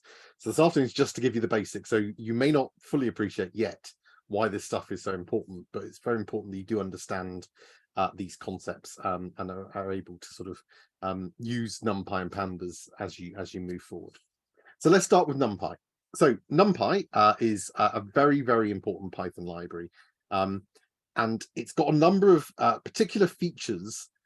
The most important for what we're doing is that it means that you can work with large multi-dimensional arrays far more efficiently, hugely more efficiently, and by efficiently I mean computationally efficiently. So your computer is able to carry out the instructions much more quickly, and we'll see a glimpse of that something about how much more so, and why that's so important. This means, because of this, it's particularly important for working in machine learning. And when we get to the machine learning, you'll see what I mean. I'll mention it in a moment. So, as I say, it's included in a lot of scientific distributions, including Anaconda, that you're using it, which means we don't have to install it. All you need to do is import it. Now, I'm saying all you need to do. I know some people have had issues after upgrading Spider to with Matplotlib. So I'm hoping the same isn't the case with NumPy and Pandas. If it is, you may need to pip install it. I'm hoping that won't be the case. I'm hoping that was just a Matplotlib thing. But assuming that's all working okay, all we need to do to work with NumPy is to import it. Now, you're used to importing libraries. You've imported the random library and stuff up to now. With NumPy and Pandas, we import these libraries conventionally using something called an alias. Now, an alias is basically where we import something, we import a library into Python, but we give it a different name.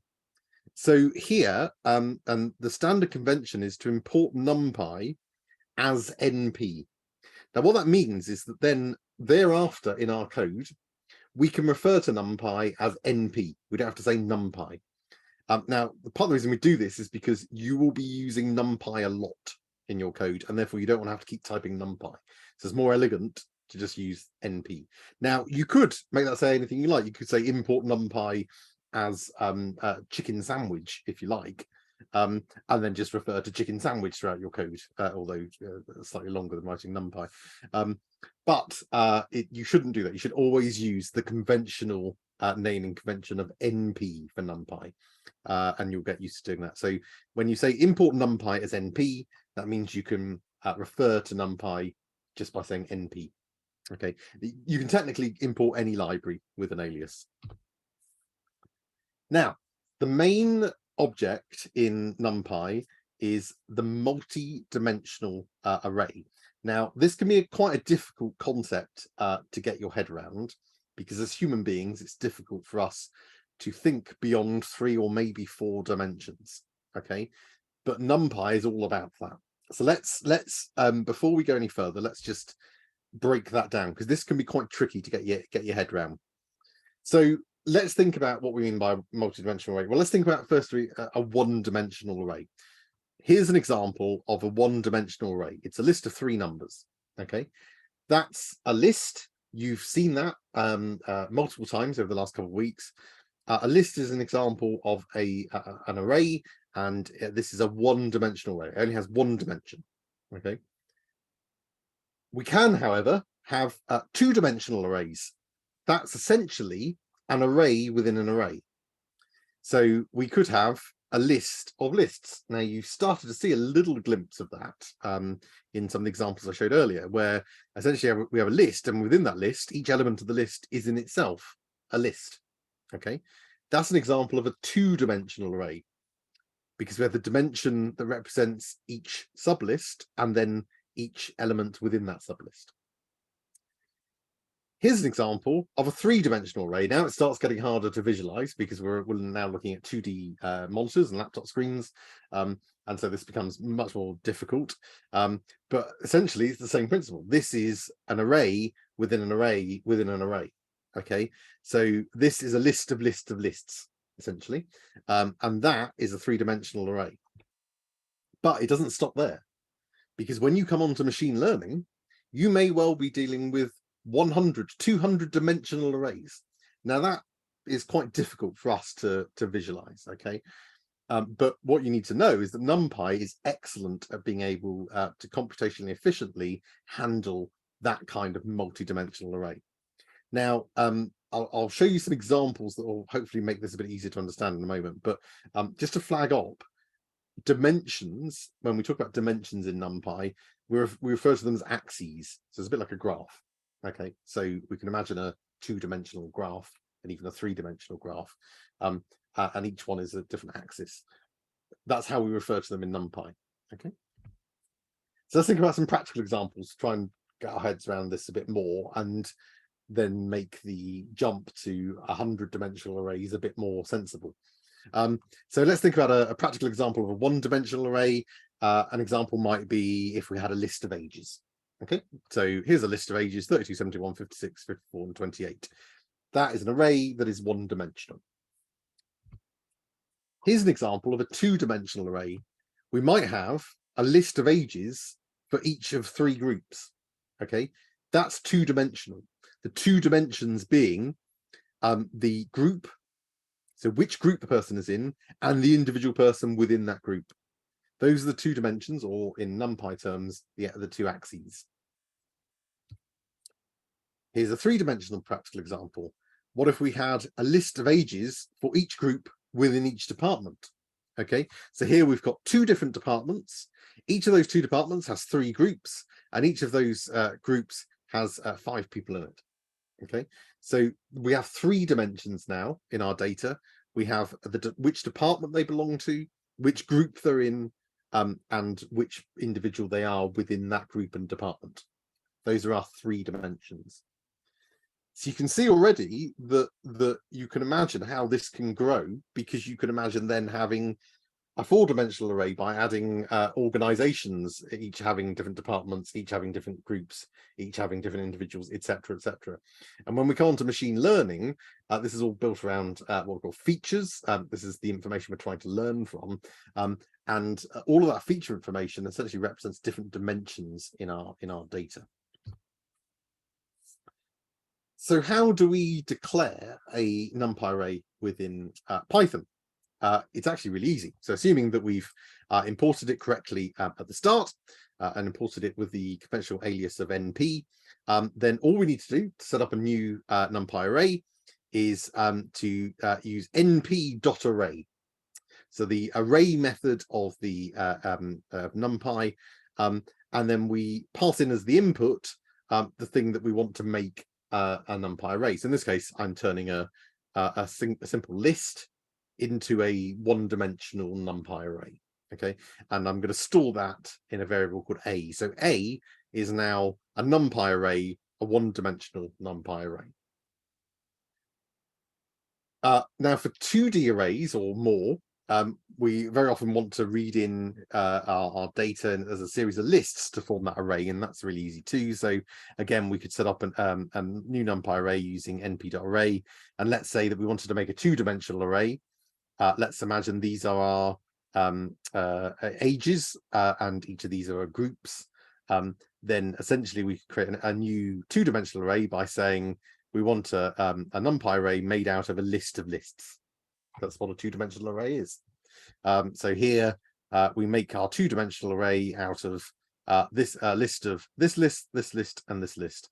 And if we print a after our two-dimensional NumPy array, we can see that's what it's created. It's created a list of lists. But this isn't a list of lists as such. It is it's a two-dimensional NumPy array. Looks the same, but computationally, Python is able to deal with this much more efficiently than if you were to set up a list of lists. Okay. Now we can use the shape function of NumPy to find the shape of a NumPy array, which gives us the number of dimensions, if there's more than two dimensions, or two or more, I should say, and the number of elements per dimension. So if we do this on a one-dimensional array, we've got a one-dimensional array here. It's just the numbers 1, 2, and 3. And we create that. And then if we print out the shape using the a.shape, it'll return this value 3, okay. It's basically just saying this is a list of 3 elements, or 3 ages in our example, perhaps.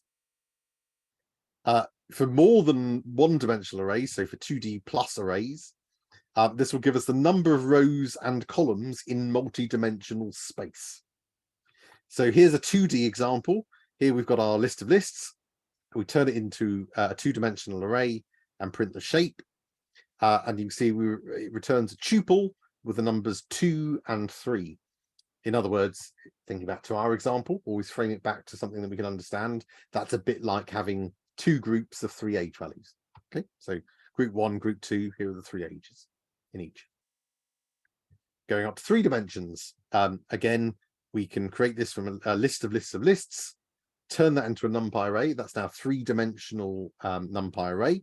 Print the shape, we'd get the tuple 2, 2, 3 in this case. This is a bit like saying we've got 2 departments, each with 2 groups, and each with 3 age values within those groups.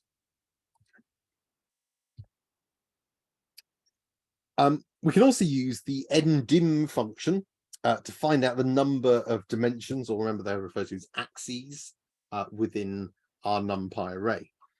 So here we've got a 3-dimensional array.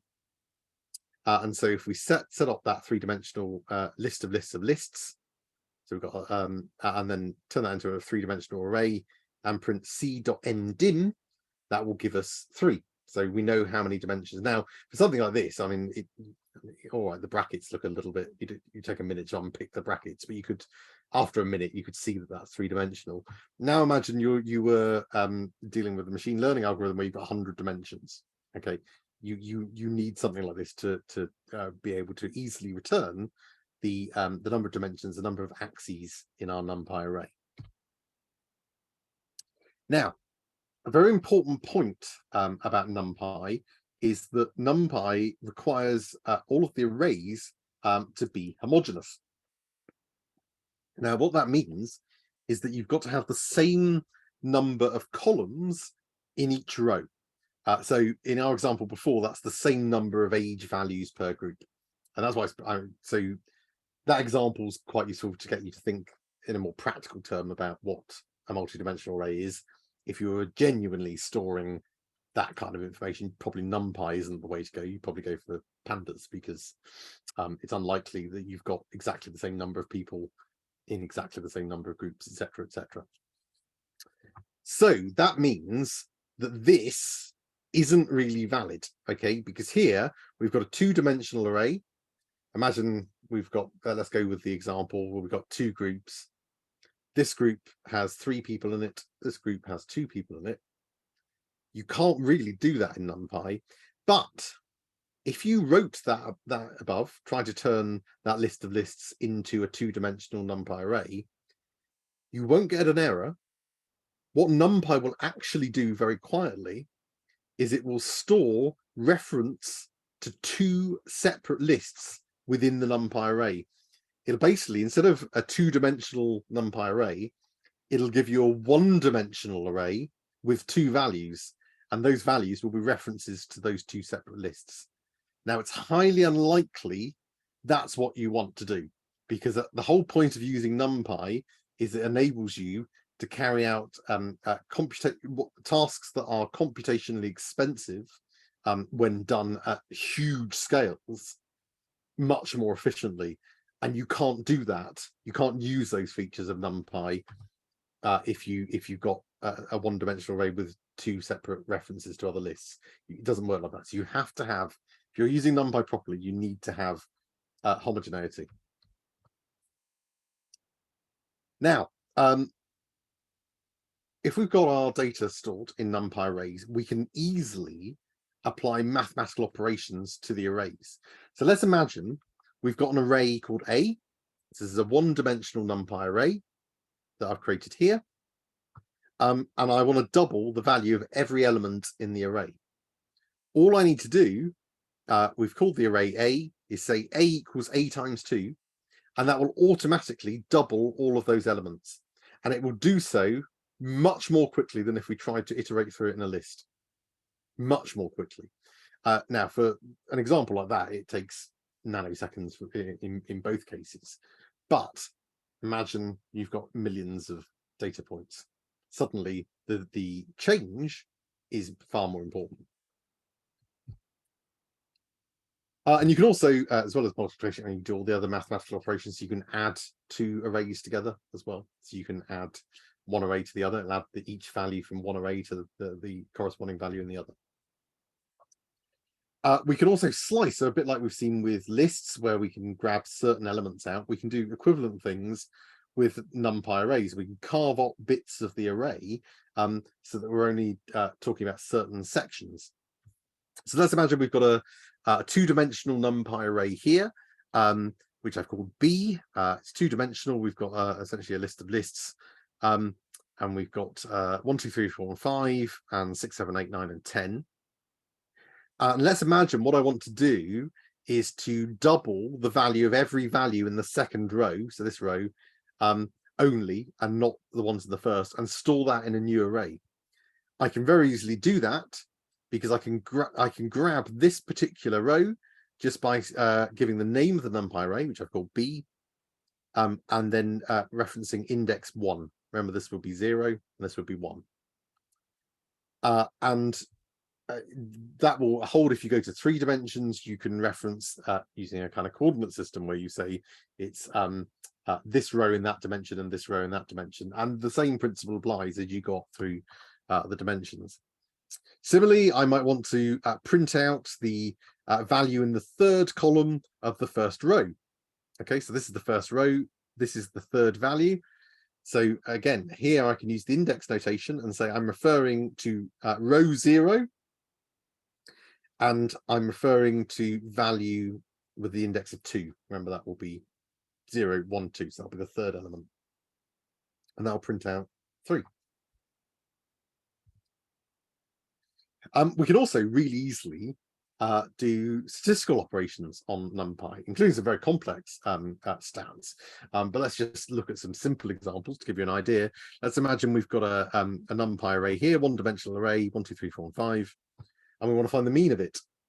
We can just say the name of the array, a dot mean, and that will take the average of the numbers in that array. So in this case, that would be 3. We can also do more fancy things as well with it. So if we've got, especially if we've got multiple dimensional arrays. So let's imagine we've got a 2-dimensional array here, which is 1, 2, 3, 4, and 5 in one row, and 6 to 10 in the next row. There's different ways in which we could calculate the mean here. We could do it across rows, which would mean that we take the average of element 0, the average of element 1, etc. So maybe what we want is give me the average of the first element in each row. In other words, what's the average of 1 and 6? What's the average of 2 and 7? What's the average of 3 and 8? And if we want to do that, we can say np.mean, and then we pass in to this here the name of the array that we're working in this case B, and an axis value. An axis of 0 essentially means across rows. We can do the same though if we wanted to do it the other way around and take the mean across columns. So in that way, what we're saying is what's the mean of this row and what's the mean of this row. So we're taking the mean across the columns within those rows. So if we do that, we put axis equals 1. And you can see, so the first example, that will give us an array back here with 5 values, because we're taking the average of 1 and 6, then of 2 and 7, then of 3 and 8, etc. So we get those 5 average values.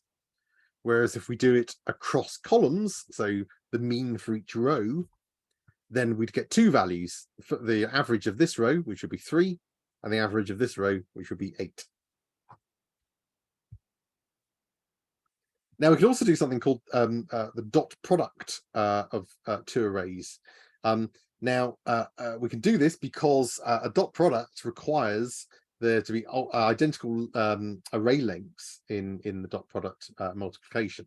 So basically the way a dot product works is it takes, for 2 identical length arrays, it multiplies the nth element of array A with the nth element of array B, and then it adds all of those multiplications together to give a single answer. So let's look at an example. Let's just take 2 arrays here. We've got an array with the values 1, 2, and 3, and we've got an array called B that's got the values 2, 4, and 6. If we take the dot product of arrays A and B, then we notate that using the dot notation here. And what that will do is it'll say, okay, that's 1 times 2. So the first element of the array A multiplied by the first element of array B. And then add that to the second element of the array A multiplied by the second element of array B. And then add that to the third element of array A multiplied by the third element of array B. So we get 1 times 2 plus 2 times 4 plus 3 times 6, which is 2 plus 8 plus 18, which is 28. The dot product of those 2 arrays is 28. Now NumPy, we can use the dot function to allow us to do a dot product. So here are 2 arrays as we had it above, array A and array B, and we just use the np.dot and pass in the arrays that we want to take a dot product of. And I'll store that in DP, and then I can print DP, and you'll see it comes up with 28. Now, can anyone think of any situations where taking the dot product might be useful? A regression? Possibly, yeah.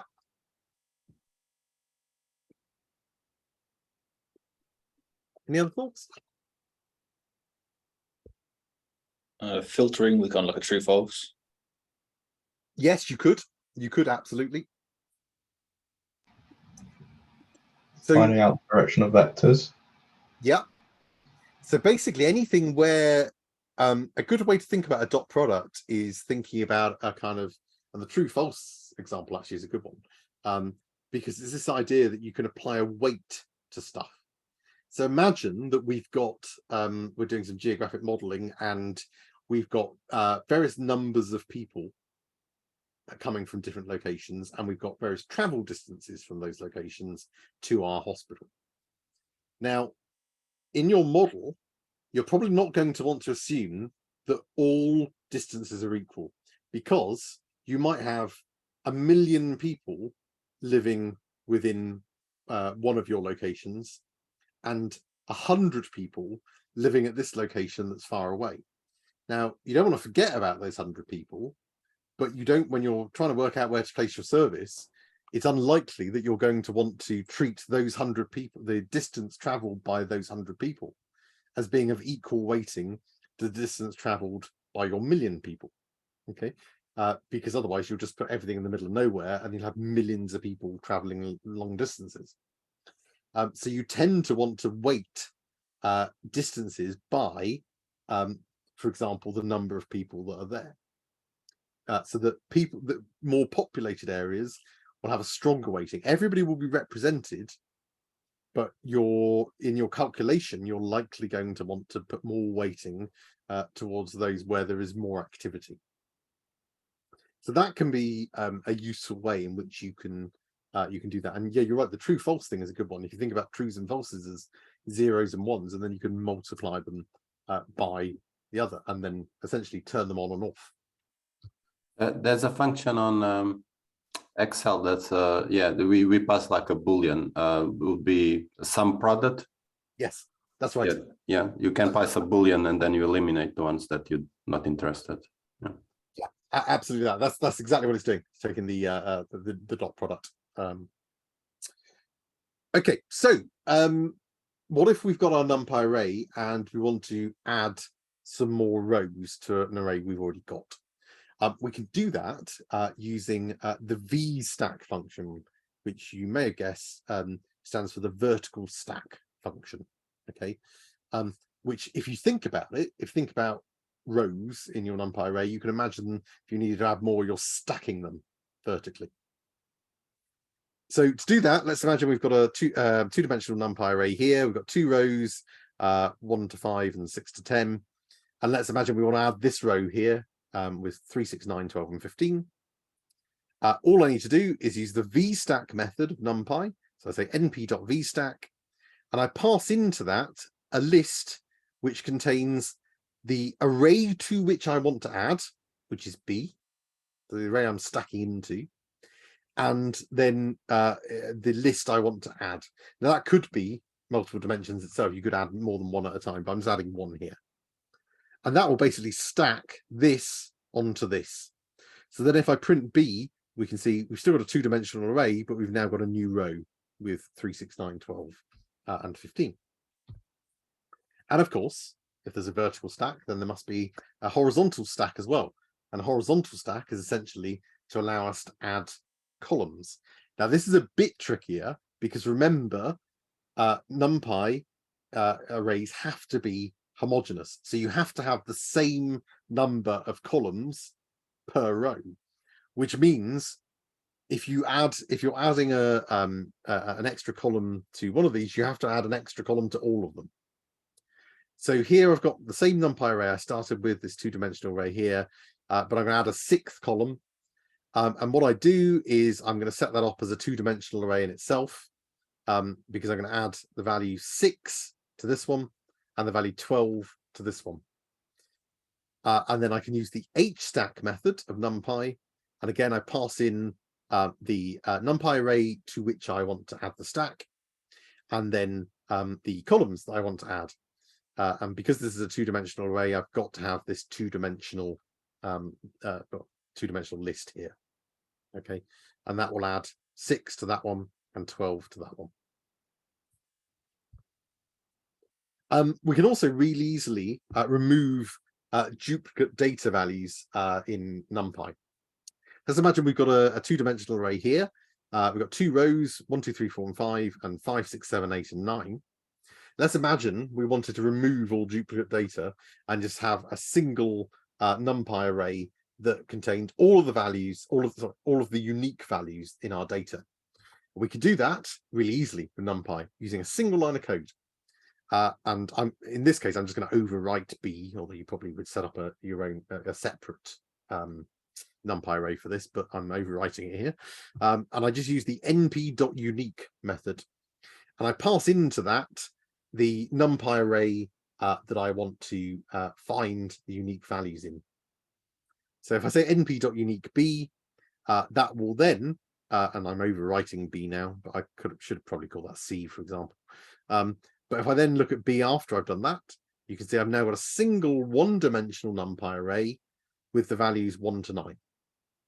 So this duplicate 5 has been removed. I can also remove duplicate rows if I wanted to. So imagine I've got this 2-dimensional array here, and I've got 3 rows, 1, 2, 3, 4, 5 and 6 and 1, 2, 3. Let's say I want to remove this duplicate 1, 2, 3 row.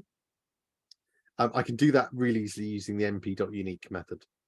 Again, I just pass in the name of the array, and I use axis equals 0 if I'm dealing with rows. So it'll then return still a two-dimensional array, but with the duplicate row gone. And if there was more than one duplicate row, those would also be gone. If I change axis to 1, it would do the same thing, but for columns. So it would remove duplicate values in columns. And if you go then beyond 2 dimensions into 3D, 4D plus dimensions, then you'd use axis equals 2, axis equal 3, etc. And that would do it across those. But obviously that becomes harder to visualize. Okay, so I've talked a lot about the stuff you can do in NumPy, and you're probably thinking, Dan, why are you telling us this? This just seems a needless complication, because you're turning a list of lists, and sometimes a list of lists, into something that looks exactly the same, and don't seem to be showing us much about why we should care about that. Well, I'm going to show you now why you should care about it. This is a little demo. So thanks to my colleague Tom, who wrote this up. This is in your the content for today, so you can actually run this yourself in your own time as well. Where is it? NumPy speedup.py. So what I'm going to do here, what you need to do, just to flag up, if you're doing this, you have to, because of the nature, we're using some what we call magic commands. So if you're doing this in Spider, then you're going to need to copy and paste into your console each bit, and we've divided them up into cells. Some of these will run if you right click them and click run cell, but some won't if they've got magic commands in. So let's first of all import NumPy. Oops, oh, I've done that. There we go. I've imported NumPy. Right, now let's have a look at a simple example. Let's imagine we've got we've got a list here. This is just a standard list that you've been using so far, and this is this range will basically just create a list with numbers up to 1 million. And in fact, let me run the code and then I can show you. So I'll move that out of the way. What we'll see here, so the list is what you've been used to using, and it'll create a list of 1 million values starting at 0, going at 1, 2, 3, 4, 5. So a really handy way in which you can just create a list that has consecutive numbers in it. Okay, up to a certain value, up to but not including, remember. Then the same thing here, we're going to create the equivalent but as a NumPy array. Okay, so mp.arange will do the same thing. It creates a new NumPy array with the values 0, 1, 2, 3, 4, etc. up to but not including whatever number we put here.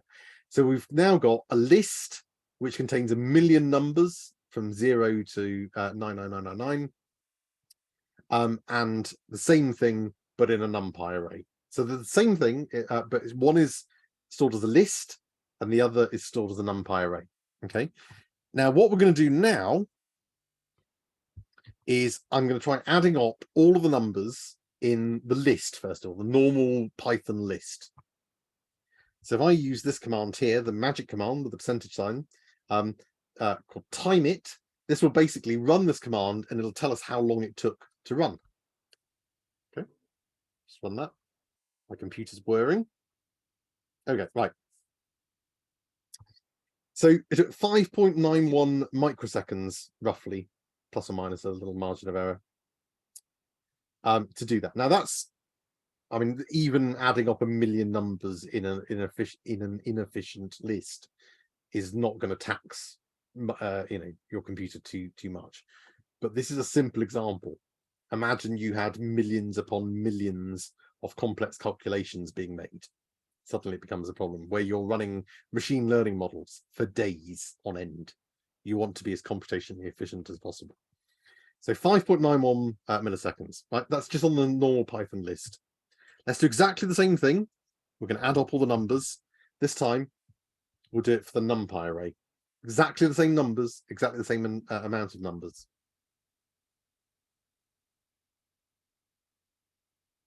Okay. So before the standard list, 5.91 microseconds. Sorry, milliseconds. Did I say microseconds? 5.91 milliseconds.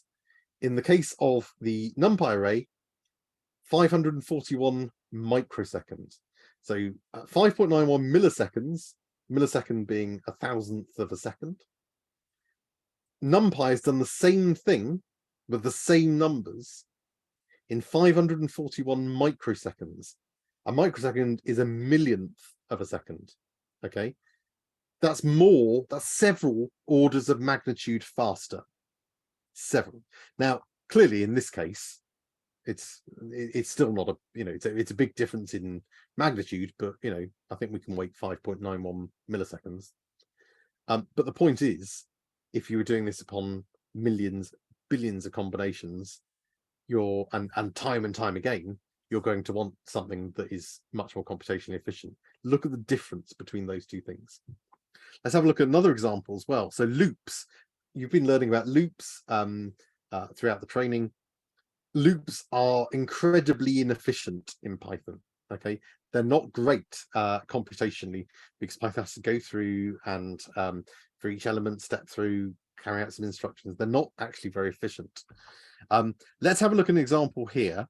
So this is where we're going to add two arrays together to create a third array, which has the values of those of the other two arrays added together. So for a standard list, this is how we'd have to do it. We've set up a little function here, array1, array2, and the output array. So we pass in two arrays. It then goes through a for loop and says, okay, give me the first element of array 1, add it to the first element of array 2. That's the output at index 0. Now go to the index 1 in array 1, add that to index 1 of array 2. That will be the value in the output array index 1. And it does this for all of the combinations. That's what you would have done so far. So let's do that for a normal array, and then let's do the equivalent for a NumPy array. So again, here we're just going to set up two NumPy arrays with values up to 100, and we're going to add those two together.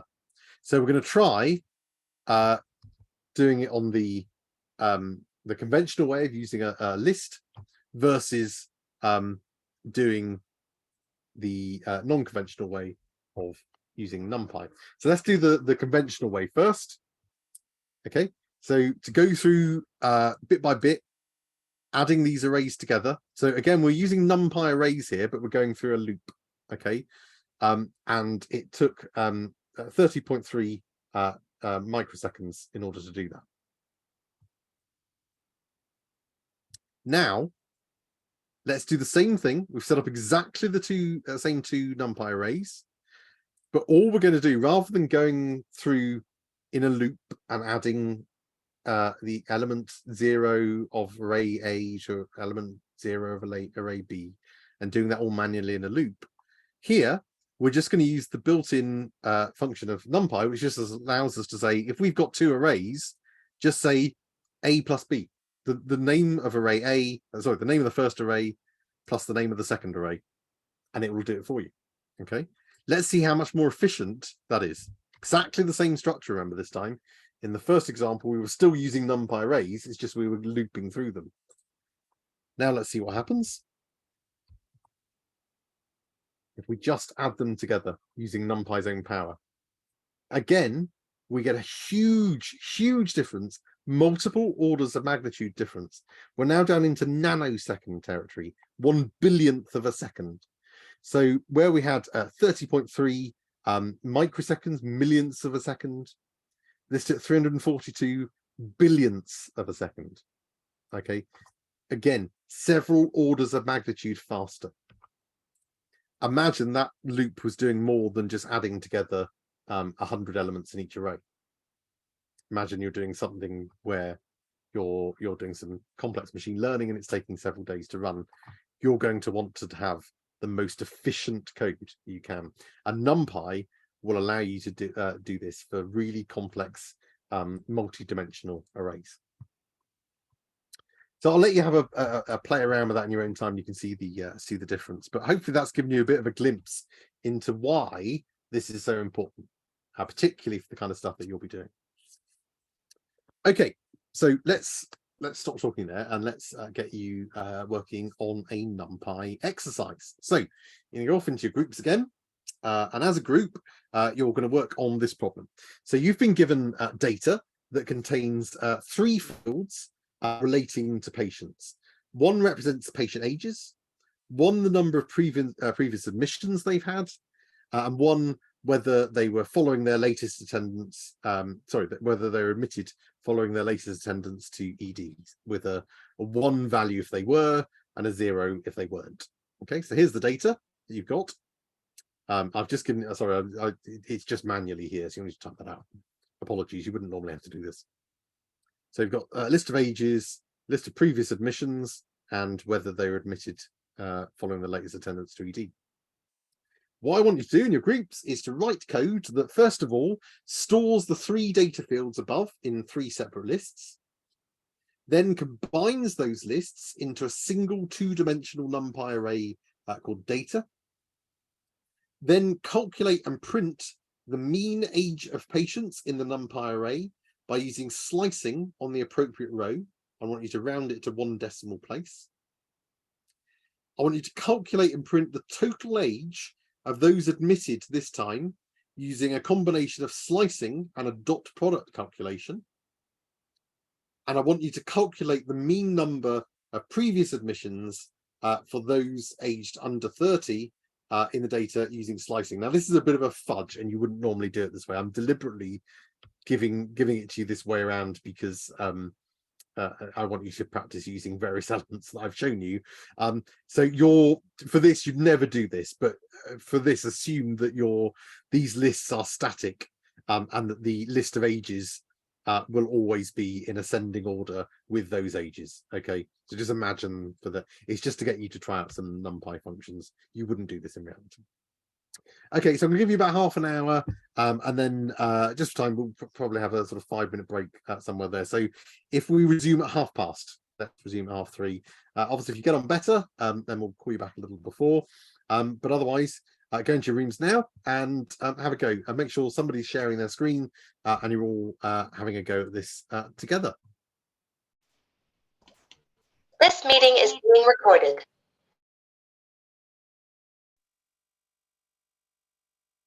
Hello, everyone. Okay, welcome back. So I managed to get around to quite a few groups. I think pretty much everyone looking on Slack as well. I think everyone managed to get there with this one, which is good. So apologies. The task is a bit weird, and it's deliberately a bit odd in the sense that this is never how you would use NumPy in reality for these kinds of things. It's to get you. It's a slightly contrived example to get you to use some of the things that I've just talked about this afternoon. That's what it is. So this is not how you would tend to analyze data in NumPy, but it gives you a chance to practice some of those skills. If you think that seems like a contrived way to calculate ages and things like that, it is. It's because it's for the purposes of an exercise. And as I mentioned earlier, most of this stuff is still a bit abstract at this stage until you start seeing it in use.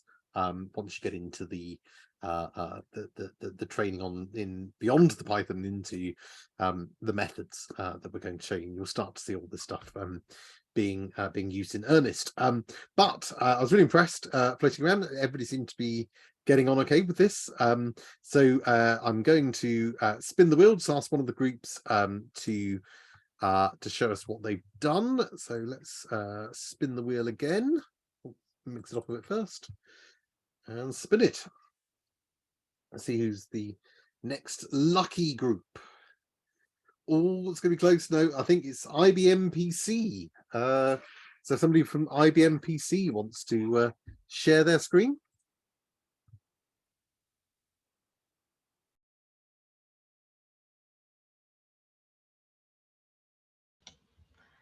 I'm not sure that we decided who's going to do it, but I'm happy to do it. Awesome, thank you. That's fantastic.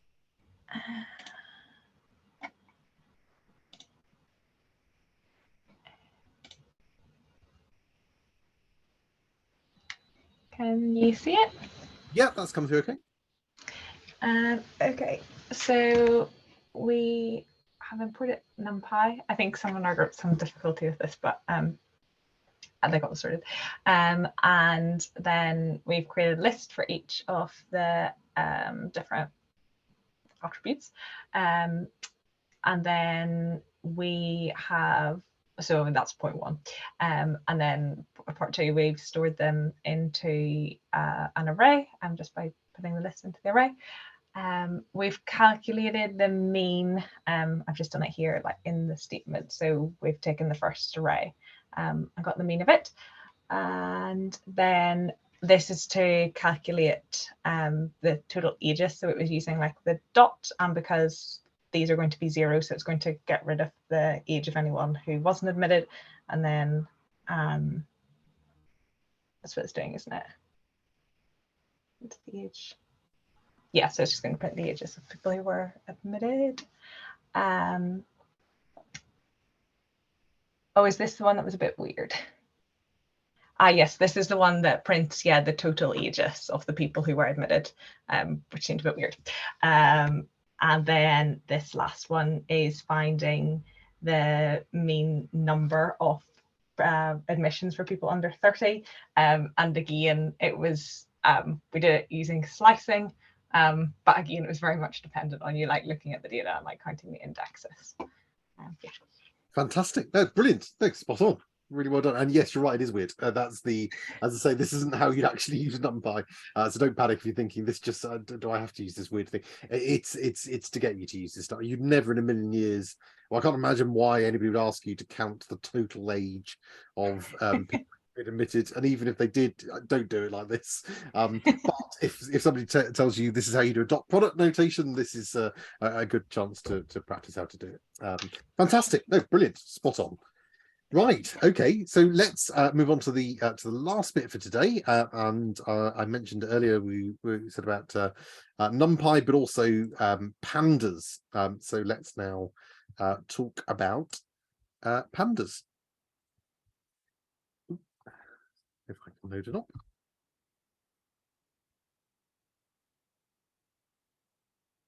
Sorry, I'm having issues with my screen. 2 seconds. Okay, that's better. Right, so pandas are beautiful creatures who are native to China. However, pandas is also a beautiful open source Python library that gives us very powerful data structures and ways in which to analyze the data within those structures. And you can usually ascertain the level of geekiness of a person by starting to talk to them about pandas and seeing what they assume that you are talking about. If it's a member of the Pencil team, they will start talking about data frames quite quickly. So what is pandas? Well, it's basically, and hopefully I think pandas is probably a bit easier to understand than NumPy, which is a bit abstract, but massively useful, particularly for things like machine learning. Because multidimensional arrays are not the easiest thing to get your head around. Pandas, though, is a little bit more easier to relate to. So it's basically a way for us, a bit like NumPy, for us to be able to manipulate data in very large arrays, and it allows for that data to be indexed. And typically, NumPy and Pandas are used together. NumPy kind of does the heavy number crunching mathematical stuff, and pandas is used to manipulate the data, and that tends to be how they're used. Now, pandas, like NumPy, is imported conventionally with an alias. So we import NumPy as NP, and we import pandas as PD. So import NumPy as NP and import pandas as PD will be common lines that you will type within your code. So throughout our code now, we can just refer to pandas as PD. Now, one of the most useful structures in pandas, and the thing that you will use the most, is the pandas data frame. Now, a data frame is a bit like a table that's got different columns, and each of those columns has got a different name, and they represent different data fields, and we have different rows which represent different entries or records within our data. So this is why it's a bit easier to understand, because we can imagine a table in Excel or something like that, where we've got patients going in our rows and various aspects of those patients in our columns with column headers, etc. That's what Pandas is, but it's far more efficient, like NumPy, and also like NumPy, it's able to be hugely multi-dimensional and remain efficient. But so it's still difficult for us to imagine 100-dimensional tables, but with Pandas you can do that. Okay. So we can imagine here simple Pandas data frame where we've got patient ID, different names in this column, ages in this column, and locations in this column. So let's create a new empty data frame, and it's really easy to do that. And we'll set up some data that we're going to put into that data frame. So we import Pandas as PD first of all. To set up a brand new empty data frame, we just use pd.dataframe. Note the capitalization. You need a capital D and a capital F. And that will create a brand new empty data frame. Okay. Now you can call them whatever you like. It's common to call data frames using df or some variant of df. So you might say, patient underscore df or something. Df is commonly used in your variable name to indicate a data frame. So I'll just call mine df, which isn't particularly helpful there, but that indicates it's a data frame. So what I've done here, I've just got 4 lists which represent this data here. I've got a list of patient IDs, a list of names, which are a list of strings, a list of ages, and a list of locations.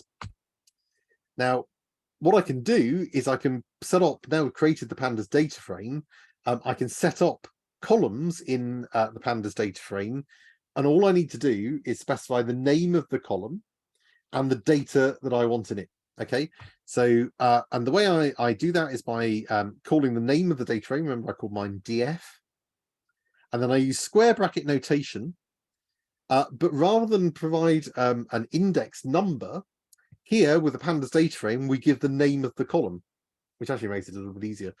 So we say, okay, I want to refer to a column called patient ID. Now, because we've got a brand new data frame, we haven't got any columns in it yet.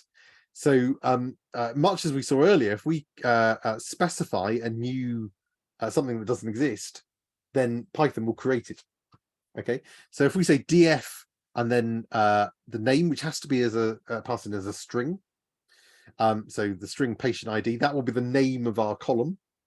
If that doesn't exist, it'll create a new column called patient ID, and the values I want to go into that, well, I've set them up over here in my list of patient IDs. Okay, I could specify them there as well, but I'm just saying pass in the patient IDs. Here I've set up a new column in my data frame called name, and I've passed in the list of ages. Here, age, list of ages, etc., etc. So I've set up 4 columns, each with those 4 names: patient ID, name, age, and location, and they will contain these pieces of data.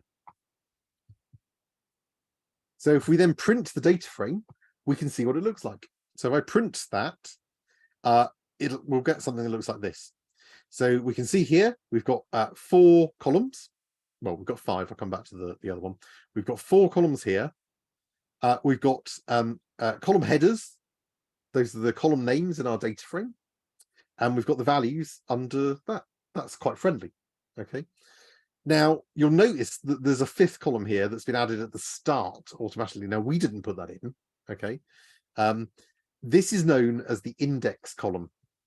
Now, Pandas is a little bit, Pandas data frame is a little bit like a database, okay, where you have to have a unique identifier for every record so that you can uniquely identify it. Now, by default, what Pandas will do is it will add in its own 5th column, which will be the index column, and it'll use that as the unique identifier.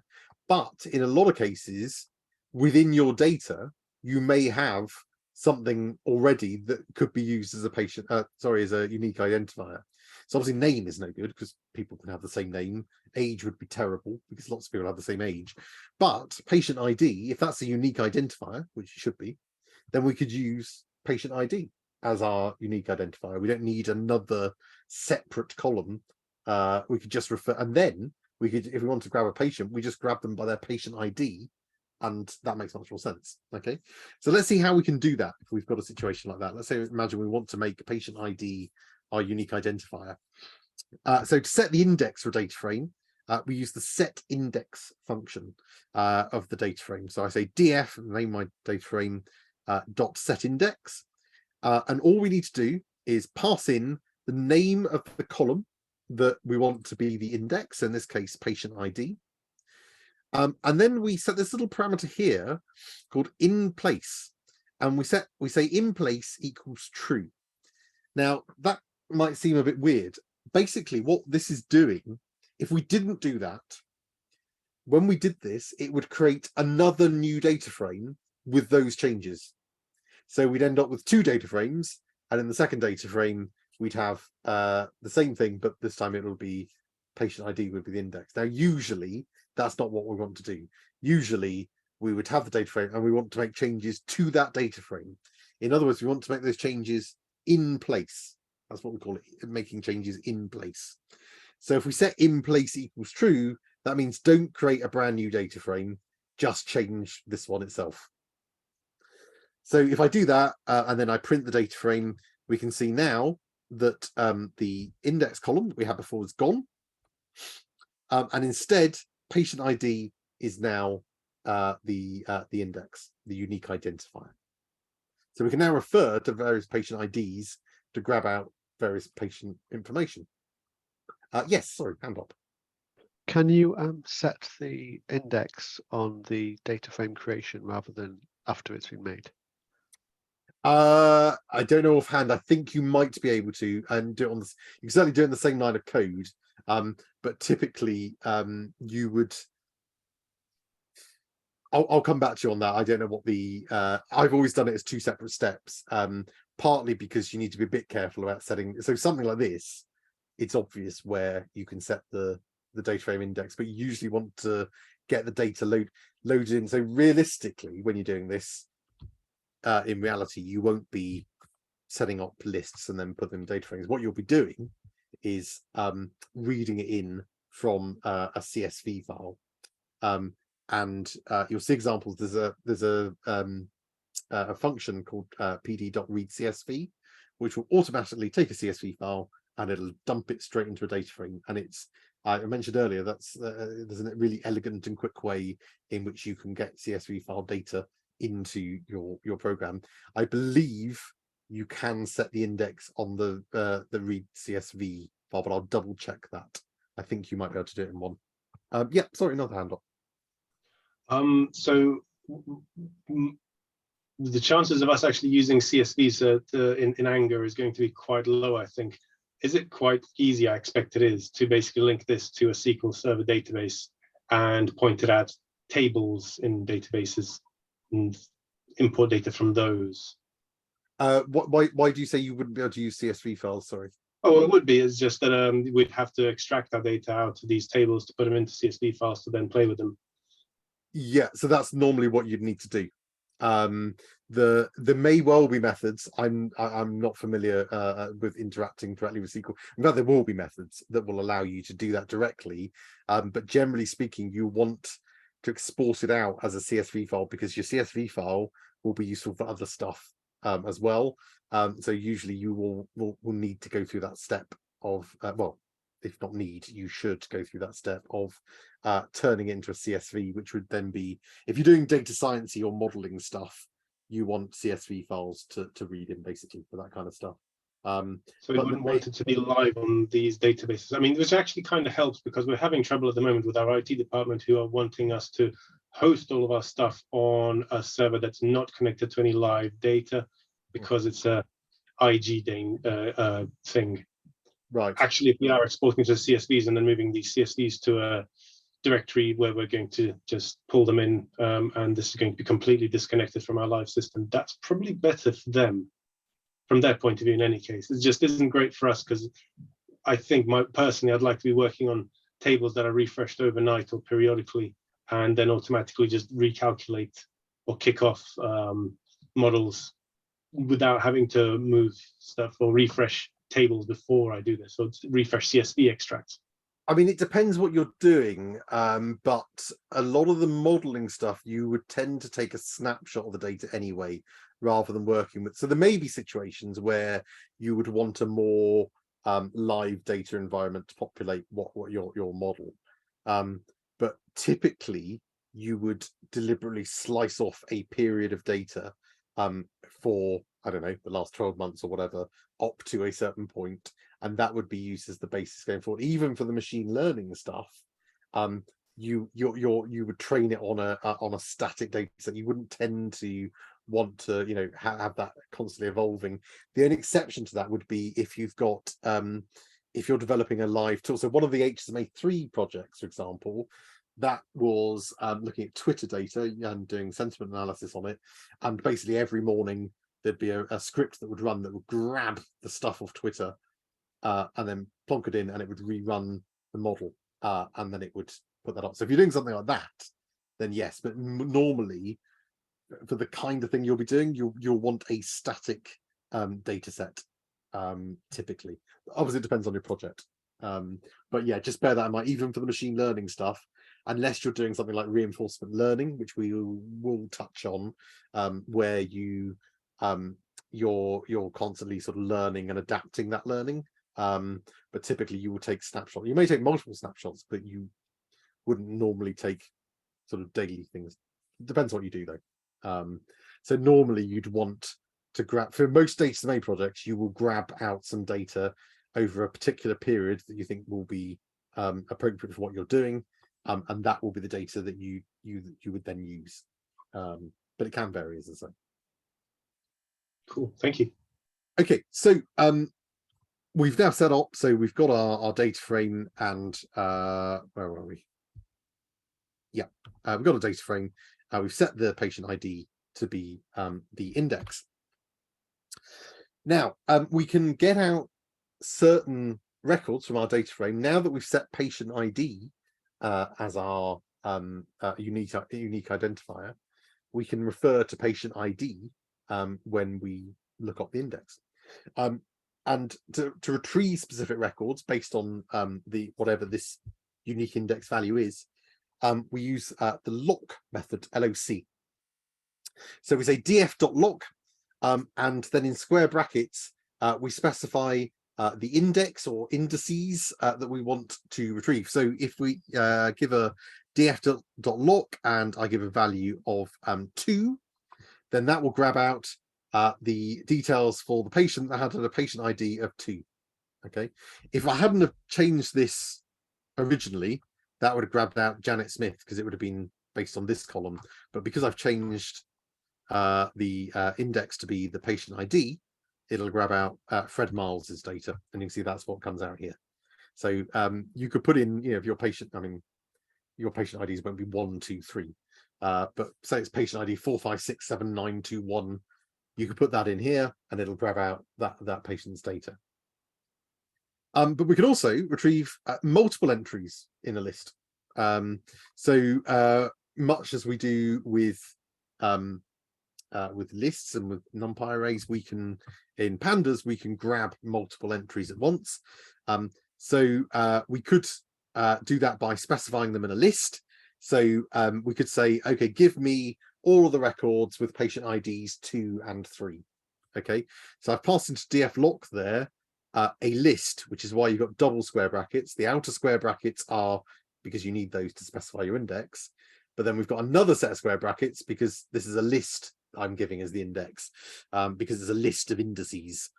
So in this case, I want records 2 and 3. So that's Fred Miles and Janet Smith. So we get this bit down here.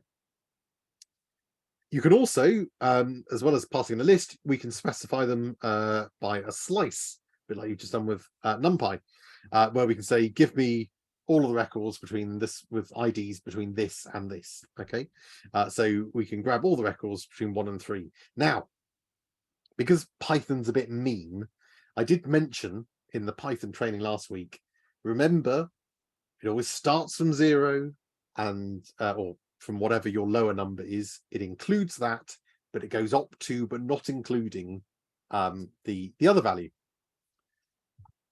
But I did also mention, quite quickly, that there are exceptions. Pandas is one such exception. So df.lock 1 to 3 goes up to and including 3, just to confuse you. So unlike a list, if you're doing that with a list, you'd get the index values at 1 and 2, but not 3. With pandas, you'll get 1, 2, and 3. So just to confuse you there. So it's always worth just double checking what you're doing, and it's a good practice as you're doing stuff like this to make sure that you're getting the slices and the data back that you would be expecting. Because you can imagine it's quite easy to trip up if you're dealing with list slices and panda slices in the same code. You could easily trip up over that. So this will give us the records 1 to 3, basically all of them. So that will be Bob Rogers, Fred Knowles, and Janet Smith. We can really easily grab out a specific column of data in a pandas data frame. So if I wanted to grab out the list of names, I just say df, and then in my square brackets, put the name of the column I want, in this case, the name. And you can see that then if I print that, we get our column of names. Now note that it will automatically include the index column. It'll always do that. Okay, so it'll automatically include that in your print output, because that's your unique identifier. Because remember, you may have more than one Bob Rogers. Surely there can't be more than one Bob Rogers, but if there were, then you needed to be able to differentiate between them. Now, what if we want to add more rows, more records to our pandas data frame? Believe it or not, the most efficient way to do this is actually to declare a new data frame which contains the new row or rows that you want to add. And then we use something called the append method to basically smash them together. Okay, and we use a dictionary to establish the new values that will be associated with each column. So let's imagine we've got our original data frame set up as before, but I want to add Lucy Rivers and Dave Jones to my data frame. So I'm going to set up a new data frame here, df2. I've called it here. It's a pandas data frame. Now, when we set up a new pandas data frame at the start, we just had empty brackets because it's a new empty one. Okay, but here I'm going to do it all in one go. I'm going to create a new data frame, but I'm going to, at the same time as creating it, I'm going to give it the values that I want. So here I've put in, and we do this in a dictionary format.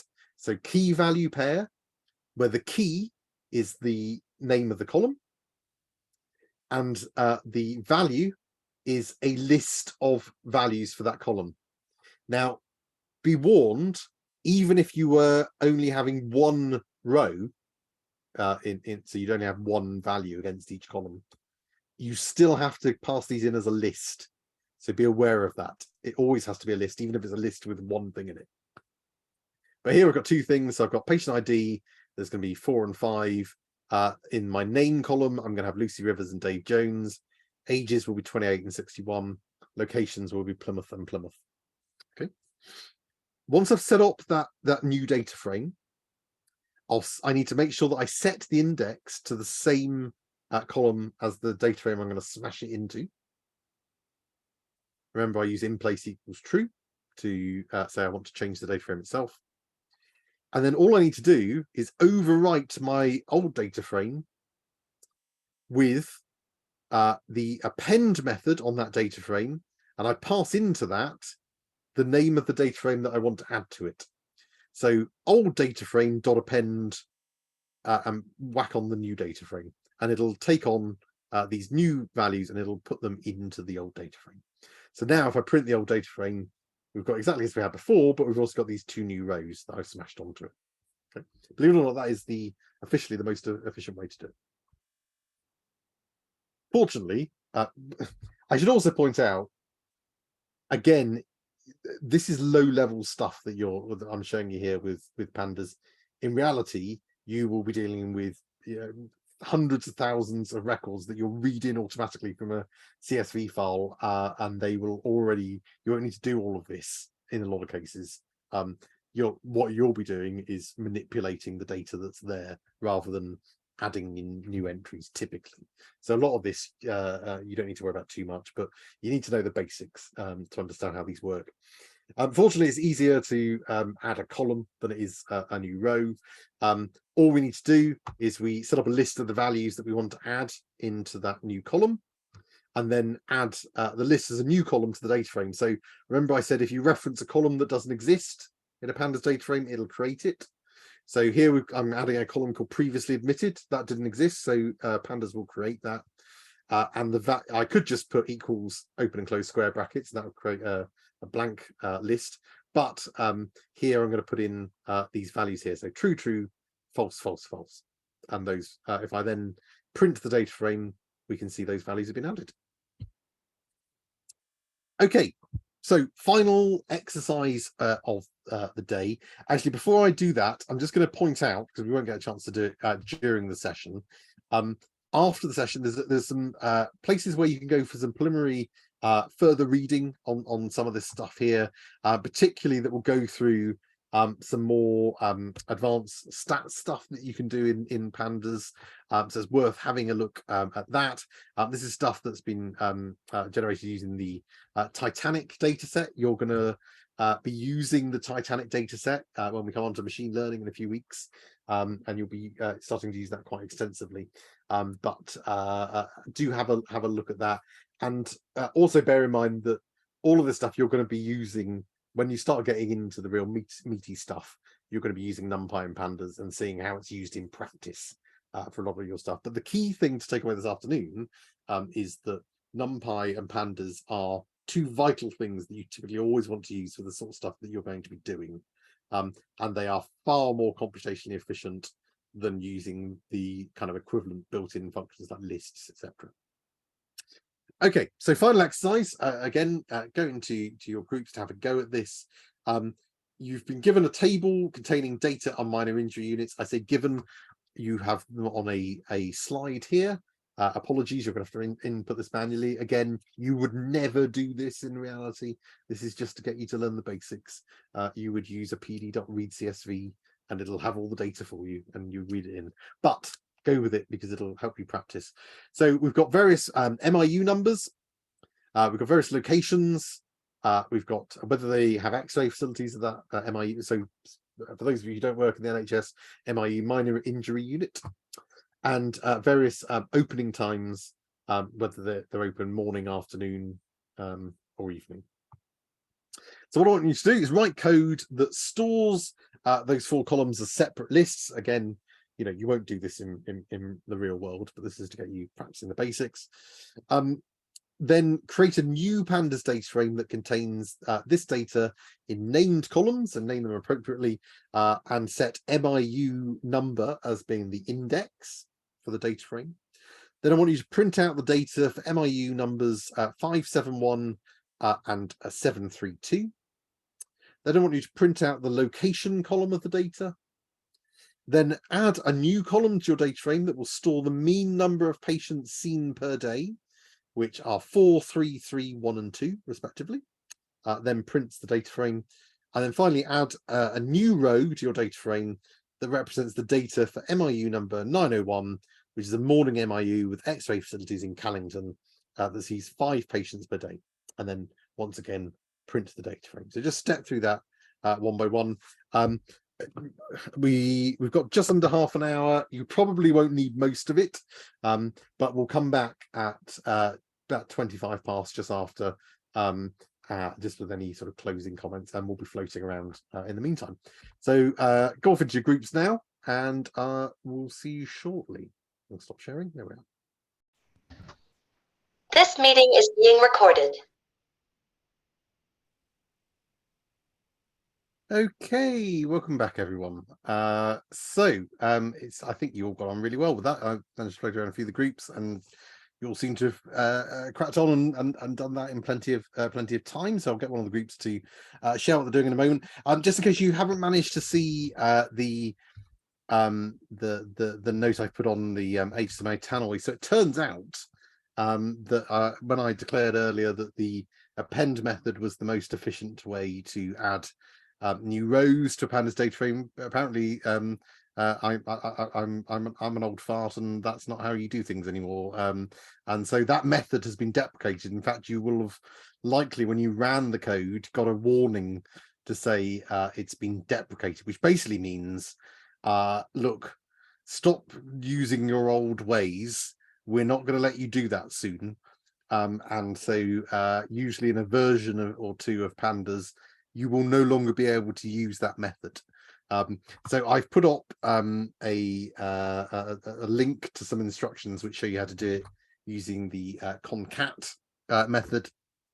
And I've put a note to myself to correct that for HSMA 6 because I suspect that it'll have gone by then.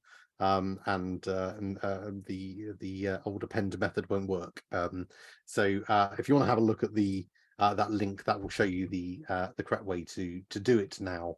I think it's only been fairly recently deprecated, looking at the version numbers. So okay, so let's pick a group to show us what they've done to close us off. So let me share my screen and spin the wheel of names. Oh, I didn't shuffle, never mind. See who we get. I think it's going to be, Amiga 500. So does somebody from the Amiga 500 group want to share their screen and show us what you did for this exercise? If I can stop sharing.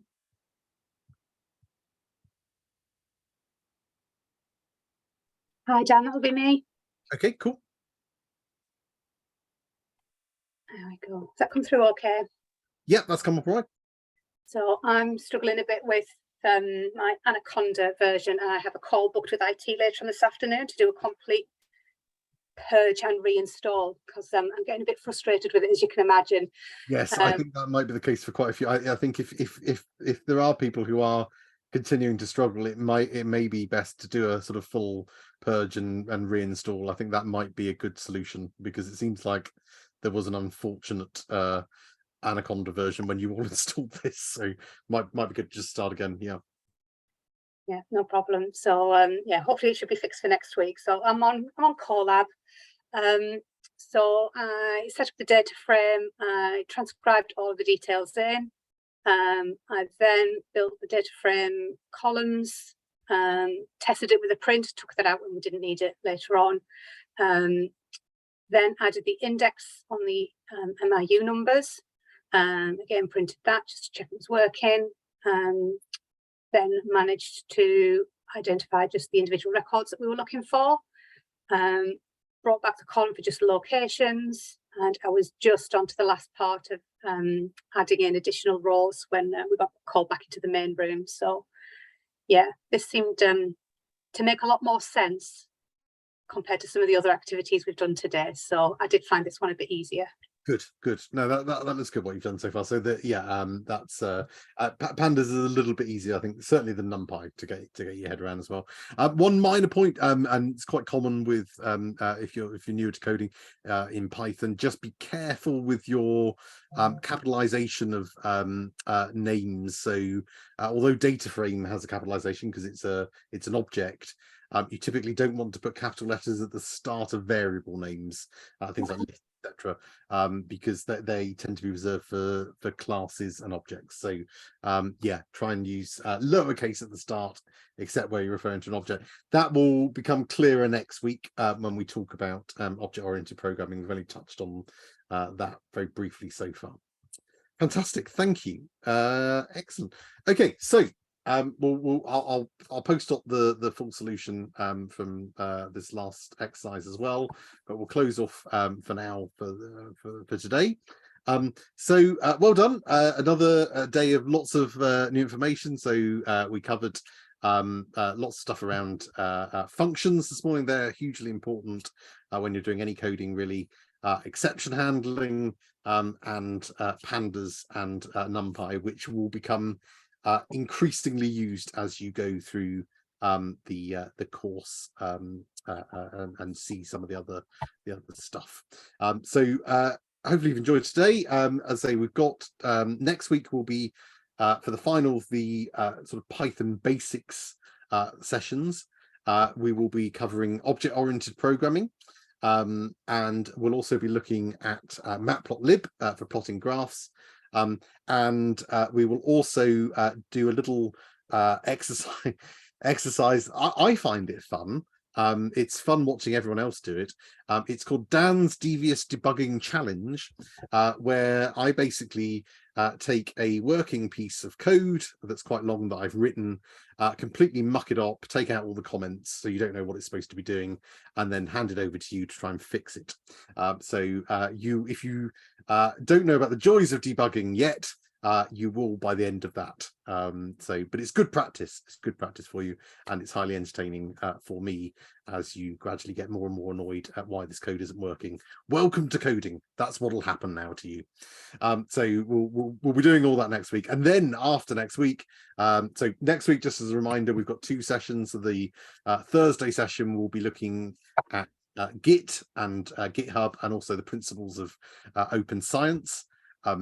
That's going to be quite a difficult session, but don't worry about that. Everybody finds Git difficult. I'll talk more about that in the session, about why you'll find it initially difficult, but it's one of those things that you will find useful as you go along, and it's good to put it in the stage. And don't forget, tomorrow, the coding club, for those of you coming along, that will be between 10 and 12.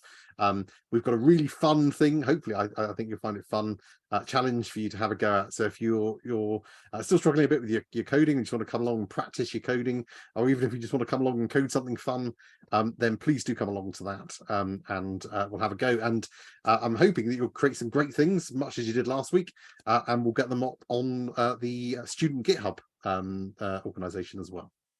Fantastic. Let's close off there, and thank you all for coming along today. And as ever, keep posting your questions, queries, etc. on Slack. And I look forward to seeing at least some of you tomorrow, and the rest of you next Tuesday for more Python. Fantastic. See you, everyone. Thank you, Dan. Thank you. Bye. Thanks. Bye.